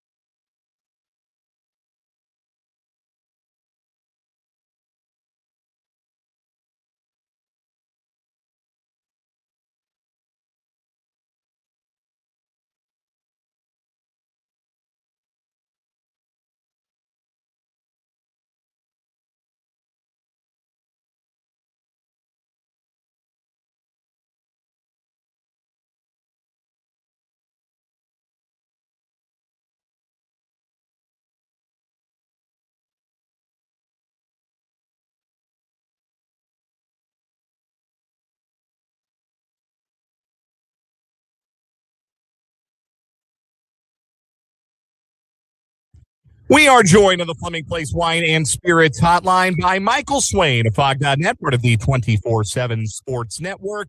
He joins us every Tuesday for Jayhawk Weekly here on the program. You can read his outstanding work over at Fog.net, and you can read all of it if you're a VIP subscriber for 24/7 Sports. And Michael, I think we're going to do something that we've never done in the years-long history of Jayhawk Weekly with Michael Swain. We're going to start with baseball because Kansas is hosting an NCAA regional. In 4 years, Dan Fitzgerald has taken this program to what was largely an afterthought to hosting a regional at Hoagland Ballpark. How improbable is this? Yeah, well, man, it's been one journey for Fitzgerald and KU baseball. Like, I think about 3 years ago when they were down in Arlington. I think it was a walk-off win in the Big 12 tournament. And it capped like a strong end of the year. I remember maybe it was you or I was talking to someone else, but it was like, yeah, maybe this can be a little spark for KU, going into the offseason, right? You end the season pretty strong and you feel good about stuff. And then the last 2 years happen, and it's one of the best 2-year stretches this program has ever seen. And I just don't know if anyone saw that coming. Like, Travis Goff has been very good at hiring a lot of these coaches, right? You can look across the board at, women's soccer, what he's done there. Women's volleyball, I think, Ulmer's going to do a great job there in the long run. Like, I don't know if he will have a better hire in this first batch than Dan Fitzgerald. And I don't know if Goff could have known that here we are a few years later and Kansas is going to host an NCAA tournament regional. And what to me is the most impressive part about this whole building job from Fitzgerald is that year over year, there have been new faces that emerge. There have been some consistent players who have been there over the years and have consistently produced. But every year, there are the same questions in June and July. You lose a lot of players. How are you going to be able to fill out the rest of your roster and do it again next year? And that's been the thing that I look at. And across the board, there are just new guys coming in every year. Fitzgerald's done a great job with the JUCO ranks and really attacking that aspect of roster building and making it a strength. So, yeah, I don't know if anyone could have seen this type of ascension where the program, becomes the first Big 12 team since 2009 to go and do the double of winning the regular season title and the Big 12 tournament title. Like, it's just an impressive job across the board. And, Fitzgerald got it the Rays last year, and man, he's earned every penny of it. What do you expect this weekend in Lawrence to look like at Hoagland Ballpark? I know they've talked about expanding seating. What does that look like? How are they going to accommodate not just all these people who have come out and made the Hog a great atmosphere for KU baseball this season? How are they going to accommodate all those Arkansas fans who are going to come out? Missouri State, not that long a drive. They'll have some fans come out. Like, what is this going to look like? I just can't imagine it's not a total and complete madhouse right next to the Fog this week. Oh, it's going to be pandemonium, and it's going to be really cool to see. It's going to be really cool. So what's KU doing? So they've increased capacity by about 1,500 people. They're going to have something in left field they're calling the backyard. There's some good photos on social media for folks that are on social media. I'll describe it if you're not. Basically, left field fence, it's going to look a lot like you see at some other college stadiums where it's going to be see-through. And in left field, you're going to have people able to go and bring some lawn chairs and just go hang out. As Travis Scott said, like you're in the backyard. So that's going to be one way where they're going to create a really cool little section there in left field. It's not something that's going to be, a lot of structure there, right? It's very much just a fence, and it's kind of got an additional fence-off area there for fans to go and watch the game from left field. So there's that part of it. The student ticket part, I think, is something that KU's done a very good job of. Classes are over, so a lot of students are not going to be on campus. Even if I think over the years, summers in Lawrence have become a little bit more student-heavy than maybe they were when I first started going to KU years ago. So you've got some more students in Lawrence, but they've done some good job with the promotional aspect where if I have it right, I believe it's going to be the first 100 or 150 are going to get free tickets. And then the next group of students are going to get tickets for, I believe it's $10. And that is just going to help create a really great atmosphere. Because you're right, Arkansas baseball is a big deal. It's a big deal. Like if you go over to the 24/7 Sports message board for Arkansas, hogsports.com, like there are several threads dedicated to just the baseball team. So, Arkansas fans are going to want to travel. And so I think having a student crowd there to help maybe offset some of that and having the people of Lawrence who are going to be out supporting the team, I think that's going to help create what should be a really, really fun atmosphere around this regional. Michael Swain of Fog.net is our guest on the Fleming Place Wine and Spirits Hotline. This is Jayhawk Weekly on 580 Sports Talk. We do it every Tuesday at this time. Big picture, the success of the baseball program this year. A couple of the other programs that you mentioned that have had some success on the conference level and the national level in recent years, women's soccer and volleyball, to name two of them. We talk about those sports. We lump them all in as the non-revenue or the Olympic sports. What do you think the expectation is for success for the non-revenue sports at a school like Kansas in this changing, evolving era of college sports post-House? What is the expectation going to be for these programs to have success? Because it's one thing to say, yeah, we put together a winning team, we put together, a winning run of a couple of years, but Kansas volleyball is not Nebraska volleyball. Kansas baseball is not Arkansas baseball. There are other programs that are non-revenue all across the country. Some sports kind of defined by the existence of those programs. Sure. That's not going to be the case. Kansas is not all of a sudden going to necessarily turn into a volleyball or a baseball school. So what is the expectation for success? Is this the kind of thing that Kansas believes it can maintain across all sports? Or do you think that it is generally for schools, particularly in the ACC and the Big 12, who might be lagging a bit behind the SEC and the Big 10 in terms of resources in NIL, you're just hoping to ride the wave while you can ride it? Yeah, I think that is very much it.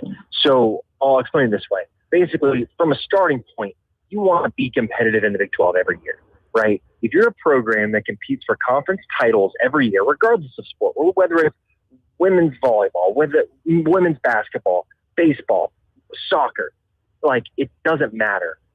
Can you compete? Golf, can you compete at the highest level in the Big 12? That is the starting point. And I think that's kind of where your baseline expectation is going to be, right? Year in, year out, can you kind of get programs to be at the sharp end? You're not winning the Big 12 every year, right? This isn't Kansas basketball in the late 2000s and early 2010s, right? This is, can you just stay in the room in the Big 12 and be competitive at the top end of the conference? Because if you are, you're still going to be able to recruit well. You're going to get bursts of the postseason, the NCAA tournament, all these different things.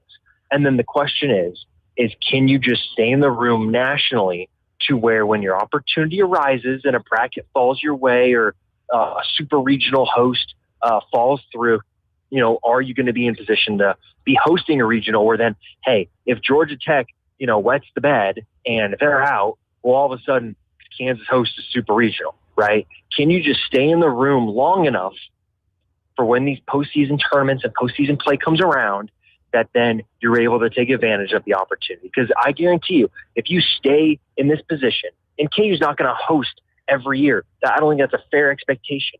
But if you can host every couple years, hey, you do it long enough, something's going to break your way eventually, and you're going to be able to have the chance to have an even more special occasion than you are for a weekend like this for Kansas baseball. So it's one of those where the Big 12, because of the way the TV contracts are, you just have to be so much more financially streamlined than you do in the SEC and Big 10, where they're making $10+ million more per year off the TV contract and the media rights deal. Like, that's just hard to overcome consistently, and it's going to be very much on display when you watch the College World Series. And there's multiple SEC teams there because they have the extra money to put it into baseball, where that is not necessarily where Kansas is, where it can put the same amount of money into baseball or same amount of money into football, right? It's just a different ball game. So I think for a lot of those quote unquote non-revenue sports or sports like baseball, that's the goal. Can you stay in the Big 12 race? Can you be a team that's in kind of that top tier of the Big 12? And then can you just be around ready to take advantage and have one of those special years if something with the bracket breaks your way and you take advantage of your opportunity? You mentioned the job that Travis Goff has done hiring coaches for those non-revenue sports. This is the hard part for Travis. How do you keep Dan Fitzgerald, Nate Lee, Matt Ulmer? How do you keep those kinds of coaches in Lawrence for the long haul? Yeah, it's a challenge, right? And I think he's done a good job to start off. I know for a fact there were multiple SEC teams, or multiple Power 2 teams, I should say, probably, that were interested in Nate Lee after last year. And I'm not sure, things got to the point where jobs are offered and stuff, but there was strong interest from multiple Power 2 schools in Nate, and you're able to keep him. Obviously, last year there was interest in Fitzgerald from other schools. KU gave him a buyout with some increased stuff to help make it easier for players. And look, KU's going to take the next step. They're going to do the same thing that I think you've seen KU do for something like football, where you're going to find a way to improve the facilities now, right? What's the next step? You look at Kansas football, right? You got things competitive in 22. Well, what was the next step from that? Well, you got to get the facilities competitive, top to bottom. Well, what's the next step for Kansas baseball? It's getting an indoor. I know for a fact that's a huge, huge point for Dan Fitzgerald in being around, is just having an indoor. And so that's something that Kansas is already starting to work on. You've got the matching donation stuff going on right now. Already been a 6-figure donation from the Anderson family. They are really trying to strike while the iron is hot with baseball. And so that's what it comes down to. Can you continue to find ways to support the program to give those coaches a chance to feel like they can win at a high level at your school? And right now, KU's done that at a very high level. It does become a challenge, though, over time when you're consistently having to find different ways to do that, right? When you've got to be creative with your money, when you've got to find ways to improve the facilities. Like, that's when stuff can sometimes become a challenge, and that's going to be kind of the next phase over the next few years. That's going to be kind of, I would say, is the next kind of roadblock almost for some of these other, non-men's basketball, non-football. It's how can you continue to find ways in the margins to increase your support for that program while still keeping in mind that you got to have a competitive basketball program, that a competitive football program can make so much money for a athletics department and really alleviate some of the stresses that you have with the way the TV contracts are. So look, Travis Goff has done a great job as athletic director. He really has across the board. But right now is a hard time to be an AD in college sports because there are so many issues. There's so much stuff. It feels like every week there's something new coming up that, athletic directors have to deal with. So he's done a great job. And I think it's one of those where you look back at the hiring that has been done, and it, starts with Lance Leipold and the job that he has done turning the football program around where it's consistently competitive, and it just is going to have to continue. And that's why he's paid the big bucks. Continuing that is going to be a challenge, but he's done a great job so far. Couple more minutes with Michael Swain of Fog.net on Jayhawk Weekly here on 580 Sports Talk. Let's pivot to football recruiting. Bill Belichick, Kurt Signetti, Ryan Day all really wanted Mason Oglesby, composite four-star guy, 24/7 Sports. Lance Leipold gets him. How did KU win the recruiting battle for this coveted tight end? Yeah, great question. It's one of those where so all right, so here's some background. So a couple of months ago, I had heard that KU had been out to go see him and that the coaches loved him. Like, he was like the most wanted guy. I saw Indiana, where he's from, and I saw Indiana official visit scheduled. And then in the back of my head, I was like, oh, all right, well, this is someone to keep an eye on, but man, there's just no world in which Indiana wants a kid from Indiana and he's not going to go there. Well, turns out that that's not how it played out. And Andy Koldenicki, Matt Lubick, the entire coaching staff did such a great job of building a relationship, showing Mason how he could play early. That was something that's a really important piece to this puzzle. Indiana had a very, very loaded tight end room, and with a lot of young players. KU does not have that. They've got 3 seniors and then Carson Brune and 2 true freshmen. Tongue twister there. So there's an opportunity to come in and play early at Kansas. And then you look at what KU has done with tight ends, where I think on the show we've lost track of the amount of times that Mason Fairchild or Bowden Grown were wide open over the middle of the field. Well, you put someone that's athletically gifted as Mason is in that position, he's going to put up numbers. And so I think that's kind of the vision that they laid out for him. And that's how you're able to really get in the room and get him to listen. And then obviously you have to have your finances in order.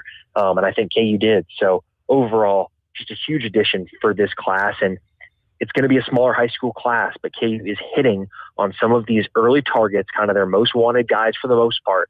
And that's really helping this class come together in a good place, I think, compared to what the KU coaches were expecting.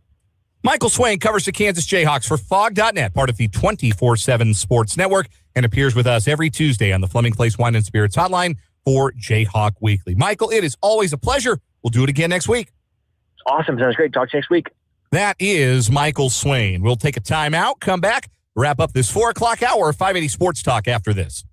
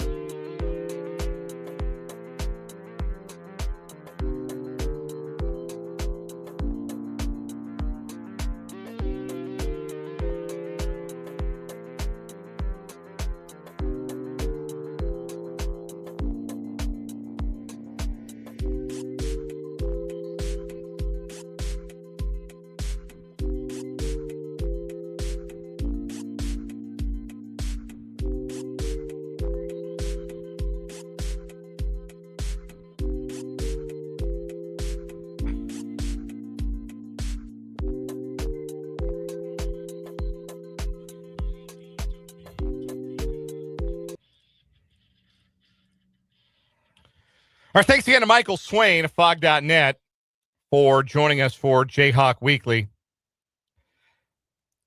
Light chart in the YouTube live chat points this out, and I think there has been this sentiment going around, so I don't think this is entirely unique. As cool as it would be to have the NCAA regional on campus, I still feel like they should host at Legends Field to accommodate how many people are going to be there and how many people are traveling. I don't think Kansas was willing, and nor should they have been willing, to punt legitimate, real home field advantage for their first regional ever. I think that they were entirely within their rights to request that to bid and to say we're going to play at home. The NCAA rules. The NCAA does have rules, regulations for hosting regional as a host site, but they're not that rigid. You have to have a tarp. You have to be able to seat at least 250 people, and you have to have a covered media area. And your bullpen and dugouts have to be up to snuff. And as long as those all hold true, then you can host a regional. And is it going to be tight? Yeah, it's going to be tight.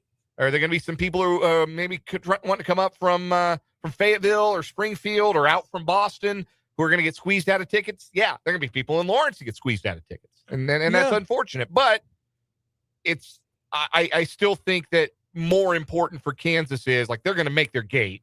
They're going to make enough money doing this. Home field advantage for a regional, which you've never hosted, I think is a big deal. And maybe it puts a little pressure on some donors to say, hey, maybe we should pump the place up a little bit. For what it's worth, UCLA holds 1,500 people. Yeah. 1,800 people. Yeah, so even smaller than Kansas is. But thank you for the comment. Coming up, we got a Patrick Mahomes update to lead off 580 Sports Talk headlines next.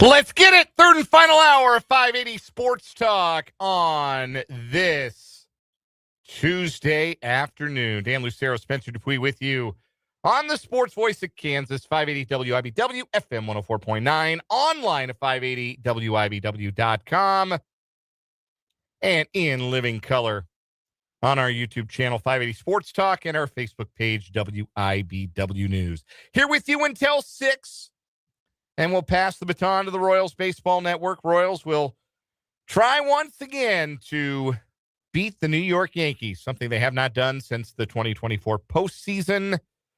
Losers yesterday by a 4-3 score. Tonight, they'll hope Johnny Holstaff can hold the fort. It's a bullpen day. Braley Falter will be first one up on the bump against Cy Young candidate, you have to say at this point of the season, Cam Schlittler.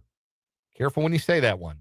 Schlittler, 6-2, 1.50 earned run average so far for the young Yankee. First pitch at 6:40, pregame 6 o'clock right here on 580 WIBW FM 104.9. Dan Lucero, Spencer Dupuis with you for this final hour. We've got plenty of headlines and such to get to today. We'll look ahead to Royals Yankees. We got Random Question Tuesday coming up as well. Still going to give away those Royals Yankees tickets for tomorrow as well. Be listening for your cue to call on that. We'll give those Yankees Royals tickets away this hour. It's for tomorrow's game, not tonight's game. Wouldn't do that to you. Tomorrow night's game, 6:40 start. We'll give away a pair of tickets to see that game coming up later on this hour. Text lines open, 785-272-9429, 785-272-9429. Can also interact with us in the live chat on our YouTube channel. 580 Sports Talk is the name of the channel. 580 Sports Talk on YouTube. Go subscribe to the channel. Doesn't cost you anything but a click. And get us closer to 1,000 subscribers. At which point we will do something silly / ridiculous to debase ourselves and maybe make you laugh, maybe make you smile. So got to get us there. We're 23 subscribers shy of 1,000. 580 Sports Talk is the name of the YouTube channel. You have a good Memorial Day weekend, Spence? Yeah, relaxing. Very relaxing. That's good. Didn't do much. Get the grill out? Or? I can't grill at our complex, unfortunately. I am. Get the George Foreman grill out? People are going to call us anti-American. We had spaghetti last night. We're having spaghetti tonight. Like, you got to eat what you got to eat. You got to eat what you got in the house, right? Well, yeah. Well, this is Olivia's first week off, obviously, like your wife. Uh-huh.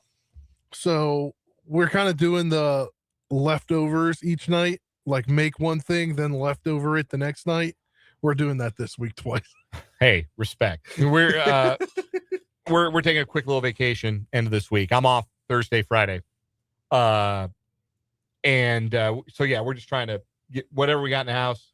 We got some beef we got to cook. We'll put in meat sauce. Yeah. Put in spaghetti.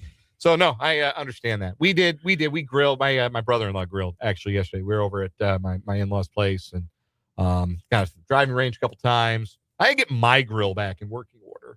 You don't do a lot of grilling with a 1-year-old. With a 2-year-old, though, you can maybe swing it. Is the pool back in working order? The pool water is ready to go, except it is very cold. So it's we got one part done for summer. Yes. The water's in good shape. We got to probably vacuum it out, just get the last little debris out of there. But the water's in good shape, and yeah, it'll be very much pool season once it gets warm around here, which. It is warm. It warm-ish. It's not going to be warm tomorrow or the next few days. It's going to be kind of raining up in the air. Yeah, what we're going to get. So anyhow, I promise you Patrick Mahomes news. This is sort of separate and apart from our headlines because we are going to bring you a bunch of local news with regard to headlines. A lot going on in high school sports over the weekend and into today that we want to get to, plus some playoff roundup, of course.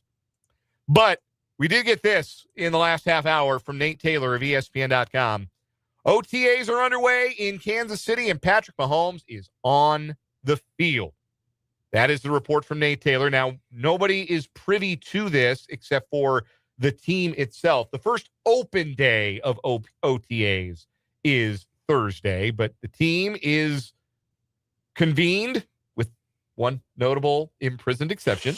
And the team has convened, and they are working out, and Patrick Mahomes participated in the team's opening practice, according to league sources. The extent of that participation was not revealed, but league sources telling ESPN Mahomes did throw footballs to his teammates. Yeah, so he was which on I would imagine. Nate Taylor. I don't think he was probably kicking the ball to his teammates. Yeah, Nate Taylor was on NFL Live earlier in the parking lot of Arrowhead, as close as he could probably close as he could get, as close as he could get to the facility, and he said just that on the air, and he said we're most likely as media is what he was saying. Going to be able to talk to him Thursday, as that's the only open date of the media this week. So yeah, we knew we'd hear from Reed, Andy Reid, on Thursday, and yes, I would imagine we'll hear from Mahomes at some point, either Thursday or Friday. But also can tell you that when we hear from Reed and Mahomes, you'll hear from them right here on 580 Sports Talk later on that day on Thursday and or Friday. But anyway, that is the breaking news. Maybe you got a push notification to your phone if you're subscribed to Chiefs Alerts on ESPN or whatever. But yeah, Patrick Mahomes back on the field. So the question about is he going to participate in OTAs? That question has been answered, and the answer is yes. Patrick Mahomes sufficiently recovered, or far enough along in his recovery anyhow, to be on the field for OTAs. So that's its own thing, separate and apart from our 580 Sports Talk headlines. We'll go ahead and we'll dive right into these we'll start with some local notes with state high school tournaments and events from the weekend and from today. Over the weekend was girls high school state swimming. Wanted to shout out a couple of city athletes who placed in the diving events. Washburn Rural senior Rhiannon Good placed 5th in diving, and Care Paravel freshman Avery Rosenau was 10th in the 5 through 1A state tournament. So a couple of diving state medals coming back to the capital city from the state tournaments last weekend. The batted ball sports, baseball and softball state quarterfinals wrapping up today. There were quarterfinals yesterday. In baseball, Hayden rallied late to beat Rock Creek in a 4A quarterfinal. They'll play Paola in a semifinal on Thursday. In Class 3A, Silver Lake tossed a shutout, combined shutout to upset the number 1 seed in Class 3A, Council Grove. Silver Lake with a 1-0 win. They'll move on. They'll play Russell Victoria tomorrow. The other semifinal, Burlington and Girard. Burlington beat Frontenac, while Girard upset the number 2 seed, Jeff West. In 2-1A baseball, Rossville 10-run, Marmaton Valley 10-0 was final in that one. The Bulldogs will face the number 1 seed, TMP Marion out of Hayes, tomorrow in the 2-1A semifinals. 5 and 6A quarterfinals are today and tonight. Shawnee Heights currently in action against Cape and Mount Carmel. At last check, Heights led that game 5-1 after 5. So the Thunderbirds trying to hang on and reach the semifinals. Later tonight, Washburn Rural plays against Manhattan. Centennial League hostilities renewed in a 6A quarterfinal. In softball, earlier today, Topeka High moves on to the semifinals. They hang on late for a 5-4 victory over Blue Valley in a 6A state quarterfinal. Elsewhere, in yesterday's action, Rock Creek and Wamego advanced in Class 4A. Rock Creek beating Chapman, Wamego topping Santa Fe Trail. They will both play on Wednesday on opposite sides of the bracket. Jeff West and Silver Lake were winners in quarterfinal play in 3A softball. Jeff West defeating Frontenac, Silver Lake 10-running Colby. They will play on opposite sides of the bracket in tomorrow's semifinal. Mission Valley, Rossville 5-zip in 2-1A softball. They'll play in their semifinal on Thursday. Girls soccer state semifinals today. Hayden and Bishop Miege going on as we speak. If anybody's got an update, text the program, 785-272-9429. I'm not kidding. We'd love an update. 785-272-9429 if you've got a soccer score from the game, the 4-1A state semifinal between Hayden and Bishop Miege. Hayden, of course, losing to Miege last year in the title game, but beating them earlier in this regular season. So that's a big game. That one started about an hour and 15 minutes ago. So all seriousness, if anybody's got an update on that, you can drop it in the live chat on YouTube too, if you're accessing YouTube, 580 Sports Talk, or text the program, 9429. It is tomorrow. I apologize. I read the date wrong. I apologize. That game is tomorrow. That is why nobody can find the score. That's why. It happens. I have gotten the date wrong a lot in the last 6 weeks, 6 months. Let's be really honest about my ability to identify the date. Those are all Wednesday. I don't know why I thought I must have been looking at the different bracket and penciling them in for Tuesday. So my apologies there. Hayden reached the semis with a resounding win over Trinity Academy 4-0. That was yesterday. I got that crossed up. I apologize for that. The intern responsible for feeding me that information has been fired. A lot of interns fired lately. Yeah, we're going through a lot of interns lately. Washburn Rural plays tomorrow night. They play against Mill Valley. Washburn Rural, kind of as they predicted, the defending 6A champs. They started slowly, but have really come on strong in the second half of their season, and they play Mill Valley tomorrow night. Boys State Golf is going on. That's a 2-day event now, has been for the last couple of years. Trying to pull up some live scoring and see if we can't give you some updates in Class 6A. Looks like Washburn Rural as a team is 11th out of 12. Best score right now for Washburn Rural. Higgins Hawks 4 over par 76. I think all of these scores are final at the 6A golf tournament up at Firekeeper. So leader is at 4 under. So Higgins Hawks 8 shots off the lead in 6A. Class 5A, looking for team results there. Capen's got a 2-shot lead over St. James. Looking for best area golfer. Emporia's Chesney Urkel 4 over. 4 shots back of the lead. Looking. It was not a ton of qualifiers, I don't believe, from Class 5A locally. We had 2. Well, that's the team card. We didn't have any qualifiers from the city in Class 5A, just Urkel from Emporia, and he played well today, 4 shots off the lead there. That's at Tallgrass. 3A looks like they have the abbreviations here, and then they don't tell you what the abbreviations mean, which is almost makes this real difficult unless you know exactly what you're looking for. But 3A is at Lake Shawnee. Your team leader right now, Wichita Collegiate, in the lead in that event. So boys golf will continue with the final day of the 2-day event tomorrow. All right. Next headline, Spencer. Yes, the Women's College World Series field is set with first-round games in Oklahoma City on Thursday, and Oklahoma will not be in this tournament. How about that? Oh, yeah. Weird to say that. So I was telling Brendan this off the air. So my family, we're going down. We're making a quick little trip. We're meeting some family who lives in the Dallas area halfway, and we're going to spend a couple of nights in Oklahoma City. And about a month ago, my wife was looking at, we're trying to book an Airbnb or a hotel or something, and she's asking me, man, why are the prices so high? Like, prices are out of, it's crazy. It's like they really raised the prices for this weekend. Can you figure out why? And I couldn't.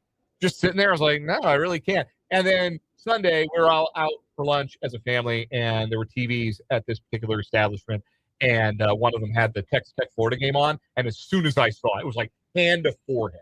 Like, well, I remember now. Also, I wonder what tickets are in the secondary market now that OU's not going to be in it. Yeah. I might have to look. Anyhow, continue. Speaking of that Texas Tech Florida game, Topeka's own Nyjah Kennedy in that contest. They were actually going to let her rest that contest, or at least not start the game. But it was an offensive barrage up both sides for 2 innings. A lot of offense in the Texas Tech Florida series for sure. But 7 runs were given up by the starting pitcher in 2 innings, or excuse me, 4. 5 of them were earned. Then Nyjah came on and she gave up 2 unearned runs, I believe. Mm-hmm. That were just partly because of how everything set up for her. But she pretty much let things go scoreless the final 3 innings for Florida because the Texas Tech team continued to score runs, and they got into a run roll game, winning 16-7. So Nyjah Kennedy finds herself with her team back in the Women's College World Series. They are number 11. They'll take on Mississippi State at noon on Thursday. Number 2 Texas against number 2 Tennessee later on that day at 2:30. Wamigo's Peyton Hardenberger is on the pitching staff. That's right. For Tennessee. That's right. She saw action earlier in the season, but she has not been used, I believe, since April. Then later on in the day at 7 o'clock, number 1 Alabama versus UCLA. And then to wrap up the first night, it'll be number 4 Arkansas versus number 8 Nebraska at 9:30. I went to SeatGeek just out of curiosity. Yeah. Session 1 is the Texas Tech, Mississippi State, Tennessee, Texas. You can get in for $105. As of right now. As of right now. The night session is Alabama, UCLA, and Arkansas, Nebraska. And that's a little bit more expensive because Arkansas will travel, Nebraska will definitely travel. Those are starting at 166. I think base was like, I looked at base for the night session. It was like 135 for like on the low end, or at least what I could find. But anyhow, if you were curious about making a 4-hour drive to go down and watch some college softball, probably drink your coffee on Thursday and find some pretty cheap. Yeah, you probably could. Next headline, let's do this. The World Cup is in about 20 days, and after several leaks, the United States today named their 2026 World Cup roster. The 26-man roster is headlined by familiar names like Christian Pulisic, Tyler Adams, and Weston McKennie, among 13 players who were part of the squad who reached the round of 16 at the 2022 World Cup. So half the team has played in the World Cup. The other half will be playing in a World Cup for the first time. The manager of the squad, Mauricio Pochettino, accomplished European manager in some of the major leagues in Europe, including the English Premier League. The United States, of course, is hosting the World Cup for the first time since 1994. The United States will play warm-up games against Senegal in Charlotte on Sunday. They'll play Germany in Chicago on June 6th. They will open their tournament in pool play against Paraguay June 12th at SoFi Stadium, or I'm sorry, let me use FIFA speak here, at Los Angeles Stadium, I believe they are calling it, in Inglewood, California. Unless SoFi is the sponsor. Maybe they are. I don't know. For sure it's LA Stadium. All right, yeah, Los Angeles Stadium. Thank you. I don't think any stadium. I think every stadium is just the name of the that's how we do it, larger right? area in which it's being hosted. That's how we do it, right? We sell the names right to our stadiums. Yes. So the United States plays Paraguay, then they play Australia June 19th at Seattle Stadium, and then play Turkey June 25th back in Inglewood, California. I have made this joke before on the show. I have made a lot of decisions as a sports fan. Some are good, some are bad. I've never made a better decision in my sports fan life than deciding I was not going to get emotionally attached to the United States men's national soccer team because they exist solely to frustrate and to disappoint and to let down. And I don't need that. My pro sports teams do that for me on a routine basis. The best decision, about which more coming up in the playoff round. The best decision I've made is to not get tied to any soccer team. Yeah, like I like the World Cup. I like to watch the World Cup. It's fun to watch. Great spectacle. I have a lot of questions about what the spectacle is going to look like this year. A lot of unsold tickets out there. Hotels are slashing prices. Like, I by the end of it, I would still expect the stadiums to be pretty full. But as far as being this huge grand moneymaker that a lot of metro areas were expecting, I don't know if we're going to get there for some of them. And I hope we do. I hope I'm wrong. But right now, the prognosis doesn't look great.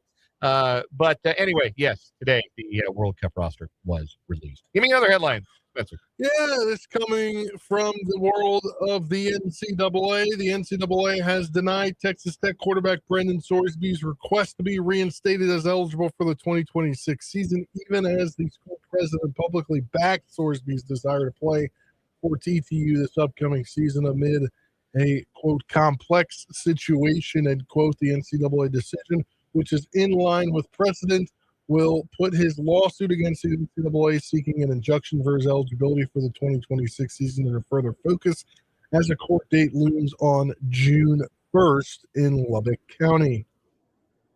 So the president at Texas Tech, Lawrence Skovanec, wrote a letter to the Texas Tech community explaining that the school will appeal the ruling. Yeah. Brendan Sorsby has also released a statement on his social media saying, quote, if I'm blessed and fortunate enough to have the opportunity to continue my college career at Texas Tech, I know I will get the support I need, including through the school's Center for Students in Addiction Recovery. I'm deeply sorry to everyone I've disappointed and I'm committed to the hard and necessary work ahead. He has completed his 35-day inpatient rehab for his gambling addiction in Goodyear, Arizona, and is set to return to campus in Lubbock in the upcoming days. Look, I've said it before, and I'll say it again. There's not much wiggle room for this for the NCAA. The rules are the rules. They set a precedent. You bet on your own team, which Sorsby did and doesn't deny doing. That is a permanent loss of your eligibility. And I do not see how Sorsby or whatever high-powered lawyers Texas Tech going to come up with to fight this on his behalf are going to get around that. It's very cut and dried, and you know this stuff. You go to compliance meetings. I was a student athlete at a Division III institution for one semester, and I remember having to go to the compliance meeting, and they explain to you, this is what you can do, this is what you can't do, these are the NCAA regulations, you need to follow these to maintain your eligibility. It is all very clearly spelled out. And it's just like gambling on baseball. When the rule was on the clubhouse wall, that's why I never had any sympathy for Pete Rose. He broke a rule he knew existed. And the punishment was always the punishment. And even though Major League Baseball is dying to do anything to get him off the hook, Bart Giamatti would have loved to have not banned Pete Rose for life. It literally killed him to do it. He died of a heart attack a month later. Pete Rose wouldn't. He was stubborn and wouldn't admit any wrongdoing and said this was all, you got set up. And so Major League Baseball did what they had to do there, even though they really didn't want to. The NCAA is going to do the same thing here. They're going to do what they have to do. You have to have this rule in place, and it cannot be malleable. You cannot have any bend or break on this one. You bet on your own team. You can't play anymore. You're done. That has to be the rule. It has to be. I don't care how predominant or prolific sports gambling is or how intertwined it gets with the college athlete experience in this day and age. The rule has to remain the rule because it might be more predominant. It might be an easier thing to access. It might be a larger temptation. Doesn't mean you have to do it. Nobody's holding a gun to your head. You're not being forced at gunpoint to download FanDuel. No. Anyway, real quick trip to the winner's circle from the weekend in the closest Indianapolis 500 ever. Felix Rosenquist is your winner, beating David Malukas by 0.023 seconds. I believe that would be 2300th of a second, the closest race in the history of the Indy 500. Daniel Suarez was the big winner at the Coca-Cola 600 on the Cup Series. I got a cool little tie-in here. So obviously we were talking about last week the tragic death of Kyle Busch. The race team that Suarez races for bought the shop and the Truck Series team that Kyle Busch once owned, Kyle Busch Motorsports. So they're in his shop, and Suarez was a very close friend and mentee to Kyle Busch. He was mentored by Kyle Busch. So it's pretty sweet. Shout out to Prime NASCAR or Sports on Prime because they dedicated their entire pre-race show to talking about the life of Kyle Busch. And I think the NASCAR as a sport did a great job remembering a legend. Yeah, that's by all accounts. I didn't see any of the coverage this weekend, but by all accounts, they did it right this weekend to honor an all-time great in the sport. Lastly, Wyndham Clark shot a 60 on Sunday, and that lifted him to a 3-shot win at the CJ Cup at the Byron Nelson and Craig Ranch in Dallas. Siwoo Kim led by 5 shots going into the weekend because he shot a 60 on Friday. He shot a 68 and a 65, and he lost by 3 shots. That's tough.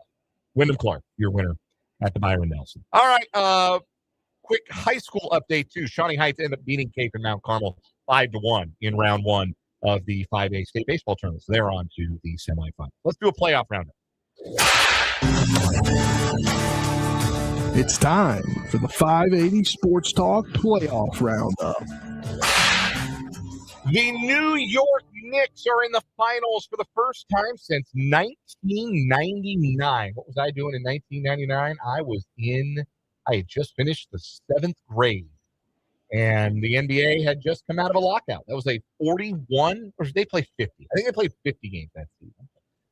50-game season in 1999. I was 1.5. 1.5 years old. Yeah. Probably no memory then of Larry Johnson, Marcus Camby. Can't say I was watching NBA finals. Yeah. 1.5. The 1999 Knicks. The Knicks left no doubt about it either. They beat the Cleveland Cavaliers 130-93 to complete the sweep. It's 11 straight wins in the playoffs for the Knickerbockers. Their third win in a clinching game of 30 or more points. When they have the opportunity to put a team to sleep, they are putting them to sleep. And now the Knicks are in the finals. They await the winner of the Western Conference Finals, where we have a series tied at 2, which means tonight's Game 5 in Oklahoma City is pivotal. Game 5 tonight between the Thunder and the Spurs. In the NHL, 2 straight overtime wins for the Carolina Hurricanes have them halfway home in the Eastern Conference Finals. Andrei Svechnikov was the hero last night, silencing the Montreal crowd with a game winner. Gave the Hurricanes a 3-2 win. They lead the Eastern Conference Finals 2-1. Tonight, the upstart Vegas Golden Knights can finish off the wounded Colorado Avalanche in the Western Conference Finals. Vegas has a 3-0 series lead. The Colorado Avalanche have a number 1 defenseman who can skate but not shoot, and a number 1 center who can shoot but not skate. Injuries to Cale Makar's shoulder, which cost him the first 2 games, and Nathan McKinnon's leg, which cost him much of Game 3, have severely limited the 2 best players on the league's President's Trophy winners and have them 1 game away from a shocking elimination in the Western Conference Finals. And I mentioned at the start of the series, because Makar wasn't going to play Game 1. Yeah. That was pretty well known. And I said, back in 2001, when I was a kid, when I was freshman in high school, the Avalanche lost Peter Forsberg right around this time in the playoffs between the semis and the conference finals. And Peter Forsberg's an all-time great Hall of Famer. It was unbelievable in 2001. And the Avs lost him. He had ruptured his spleen in Game 7 of the conference semifinals. Yeah, pretty bad scene. Anyway, Avalanche went on to win the cup without him. So I said, if the 01 Avs can win without Forsberg, maybe the 2026 Avs can win without Cale Makar. Here's the difference. The 01 Avs had 4 other Hall of Famers on the roster. Yeah. Joe Sakic at the peak of his powers. Patrick Waugh, damn close. Ray Borg and Rob Blake. All in the Hall of Fame, all on that team. That was peak Rob Blake, too. They also had 2 other guys on that roster who got their numbers retired by the Avalanche. Adam Foote and Milan Hajduk. Which is to say, the unsalary capped early 2000s NHL. A little bit different than the modern NHL, where the Avalanche have 2 Hall of Famers who are hurt and no other Hall of Famers on that roster. And the other part is that Vegas is good. And unfortunately, I think it ends tonight because I just don't think that the Avalanche can overcome the injuries. But you know what? That's hockey, man. Sometimes it's just like that. Yeah. I mean, that's what happens. Real quick, while we were doing this segment, the Chiefs have posted on social media video of Patrick Mahomes taking a snap and rolling back into a pocket. He's got a brace on his left knee that looks like it weighs 5 pounds. Yeah. But, hey, he's throwing a football. He's wearing a helmet. It's what Chiefs fans have looked forward to seeing since his injury in December. And that is, we'll bookend the headlines with Patrick Mahomes news. Those are your headlines. We'll do Random Question Tuesday next on 580 Sports Talk.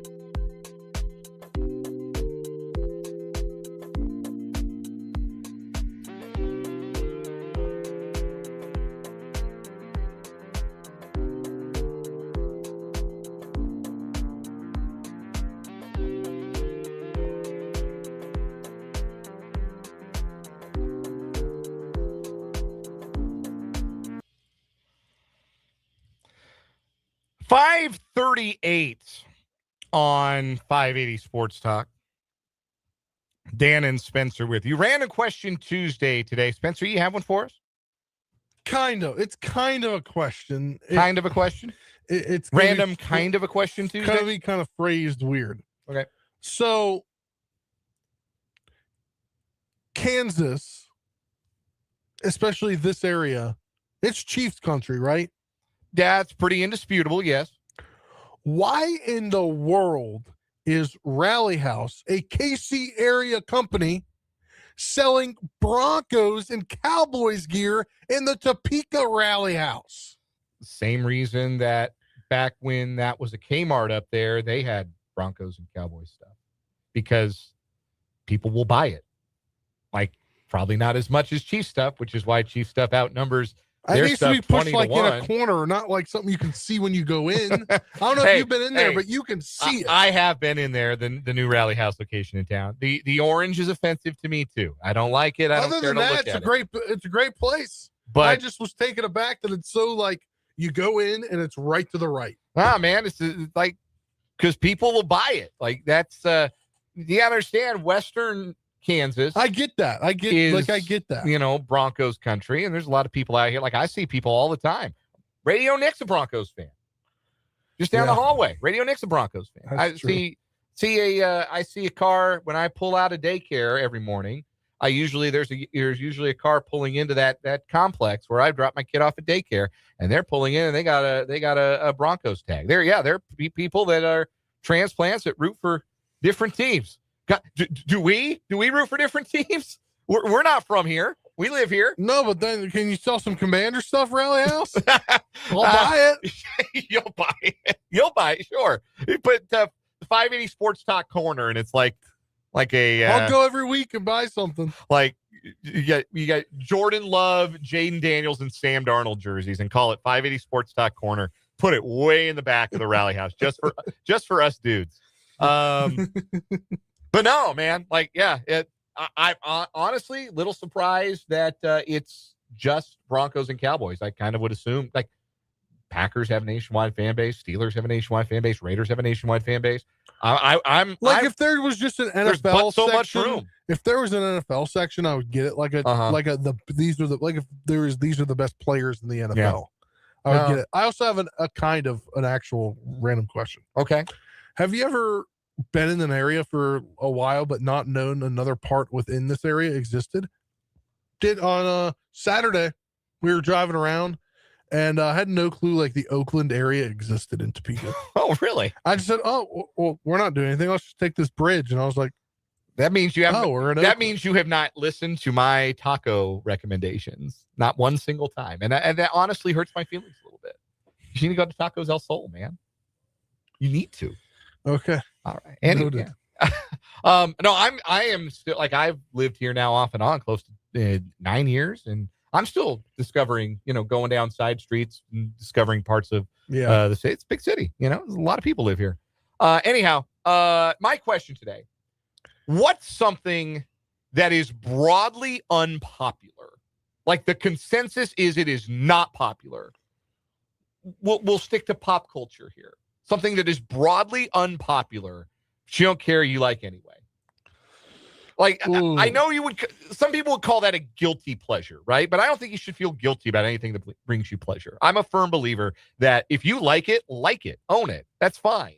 It's cool to you, and that's what matters. Don't let anybody yuck your yum. There's no such thing as a guilty pleasure around here. Unpopular, like becoming unpopular. Like, maybe it was popular and then it became unpopular, but you still like it. SNL, if that's an interesting answer. It's like in a weird spot. So, because like night programming in general on terrestrial television, is in a weird spot. Yes, I grew up. My parents watched Letterman, and they watched SNL, and I watched it with them. Yeah. And like, not all the time. I grew up watching, like, recording SNL or watching it on demand, like at some point on a Sunday. Yeah. The thing about SNL is if something's really good, it'll break through to the point where, like, I'll end up seeing it on YouTube, or I'll end up seeing it like on somebody's socials. There's like a really good, like skit. A really funny sketch. Yeah. Like there was one, Will Ferrell hosted the other night. Yeah. Normally I would have been front and center for Will Ferrell hosting Saturday Night Live, but I had something else going on that night. But they had a sketch where he played a doctor. Yeah. I was watching. Yeah, what I'm talking about? Yeah. So that one like went viral, and I watched that. It was really, really funny. And every now and again, they're still capable of one skit at a time, one sketch at a time, knocking one out of the ballpark. I would say, like, the times that there has been a host, I'm like, oh yeah, I like this host, or I like this musical guest. I'm going to sit down and watch it. There will be times I'm like, yeah, that wasn't real funny. Yeah, that wasn't real good. Like, they got hits and misses just like any other show. But this is my theory about Saturday Night Live. It was best when you were 14. Yeah. And not you personally.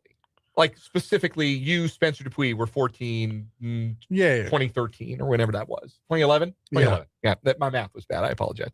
I mean, when you, the listener, the beholder, the person who would watch the show, when you were 14, that was the best cast. That was the funniest the show was. That was the best Weekend Update. When you were 14.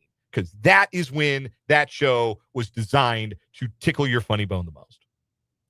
Like, when I was 14, that's Will Ferrell, that's Daryl Hammond, that's Chris Kattan, that's I'm little young for Sandler and Farley and those guys, but like the Will Ferrell years of SNL, Jimmy Fallon, like those years are like everything else pales in comparison to those years of that. So I would say that the thing that I enjoy that is broadly unpopular is the song Stressed Out by 21 Pilots. Because Britt and Brendan were making fun of me the other day. We were just talking about 21 Pilots. Oh, they were up for an AMA last night. Were they Olivia really? and I were watching it. And I said, the only song I like by them is My Car Radio. Taking out my car radio. I guess I don't know that one. You don't know that? It's Bop. Somebody stole my car radio. Also, now we're just in silence. Speaking of things that started popular, became very unpopular, but like the song How You Remind Me by Nickelback, it's still good. I know Nickelback's the punchline now, but they didn't get that big because they didn't write a freaking hit for their first big song. Yeah. So, yeah. Like, again, no guilty pleasures around here. You like what you like. We'll take a break. We'll come back.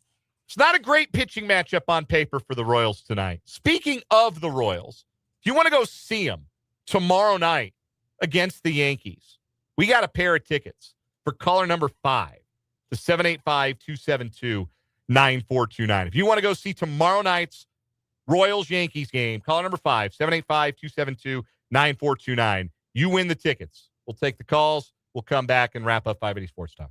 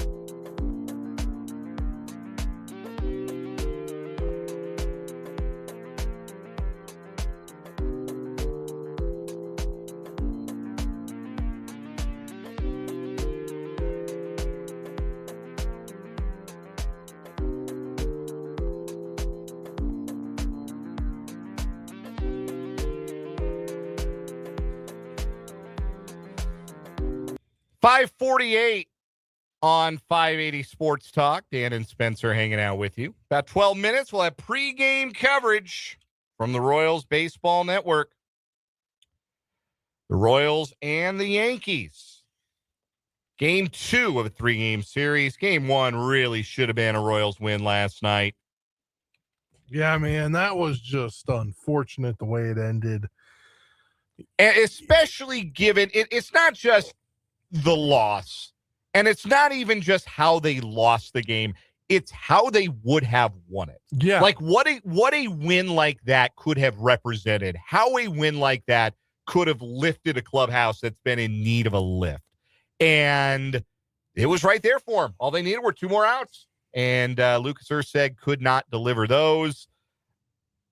I understand the outcry for having Daniel Lynch just finish the game after he cruised to the 8th on 8 pitches with 2 lefties due up in the 9th. I get that. I think that you probably have to adjust how you look at the bullpen right now if you're if you're Matt Quatraro. You got to change how you evaluate who gets those high leverage situations, because right now your best reliever is Daniel Lynch. And I think he's got to be the guy now that you look at, hey, I got 3 outs. I need to get 3 outs and win this game, or I need to get the 3 toughest outs. Lynch is the guy. I think it's fairly obvious that he ought to be the guy right now, with Lucas Erceg's ERA now sitting north of 5. I'm going to give out a lights out Lucas Erceg bobblehead. Yeah. The lights are on as hell, man. Those lights couldn't be more on. They should call Lucas Erceg Motel 6 because he's leaving the light on for you. Anyway, it sucks that you get another great outing from Michael Wacha. Gave up the 2 runs, but he's under a 2.7 ERA. Yeah, he's been awesome. Borderline all-star stuff from 7 Wacha innings, so and I think, maybe had he not given up the 2, he was sitting in at, what was he at? He was at 93 pitches. If this is later, if you were really wanting him to push it, you could have sent him out there to start the 8th. Yeah, I would have liked to have seen him in the 8th. I know the game was tied. You want to get a fresh arm out there, but yeah, he was in fine form. No question about that. He's the pitching MVP of this team, hands down, right now. Oh yeah. He's been terrific. Royals now have lost 12 straight against the Yankees, dating back to the final 2 games of the 2024 American League Division Series. They'll try to snap that streak tonight. They've got Johnny Holstaff lined up. Bailey Falter will start. I imagine Luinder Avila behind him. And that worked out fairly well last time the Royals did it. I mean, 5 innings, the 2-run ball from those 2. You'd take that again if offered it from your 2 long relievers tonight. Problem is, nobody doing a lot of scoring off of New York starter Cam Schlittler. 6-2 with a 1.50 earned run average, 75 punchies in 66 innings of work. The Royals line up against Schlittler tonight. Garcia at third, Witt Jr. at short, Pasquantino at first, Salvi behind the plate, Jensen DHing, Lane Thomas gets the start in left field. Jack Caglione drops a spot in the order. He'll bat 7th in right. Then Lofton at second, Isbell in center. The 9 to start for the Yankees. They'll put their lefties out there knowing that it won't be Bailey Falter for long. Trent Grisham will lead off in center, followed by Aaron Judge in right, Cody Bellinger in left, Paul Goldschmidt at first, Ben Rice the DH, Ahmed Rosario at third, Jazz Chisholm Jr. at second, Anthony Volpe at short, and Austin Wells doing the catching. It would be very funny if this were the night the losing streak against the Yankees snapped. It would be very funny because you look at it on paper tonight, and tonight doesn't feel like the Royals' night. But that's baseball, Susan. That's baseball. We'll take a timeout. We'll come back with a final word to wrap up 580 Sports Talk.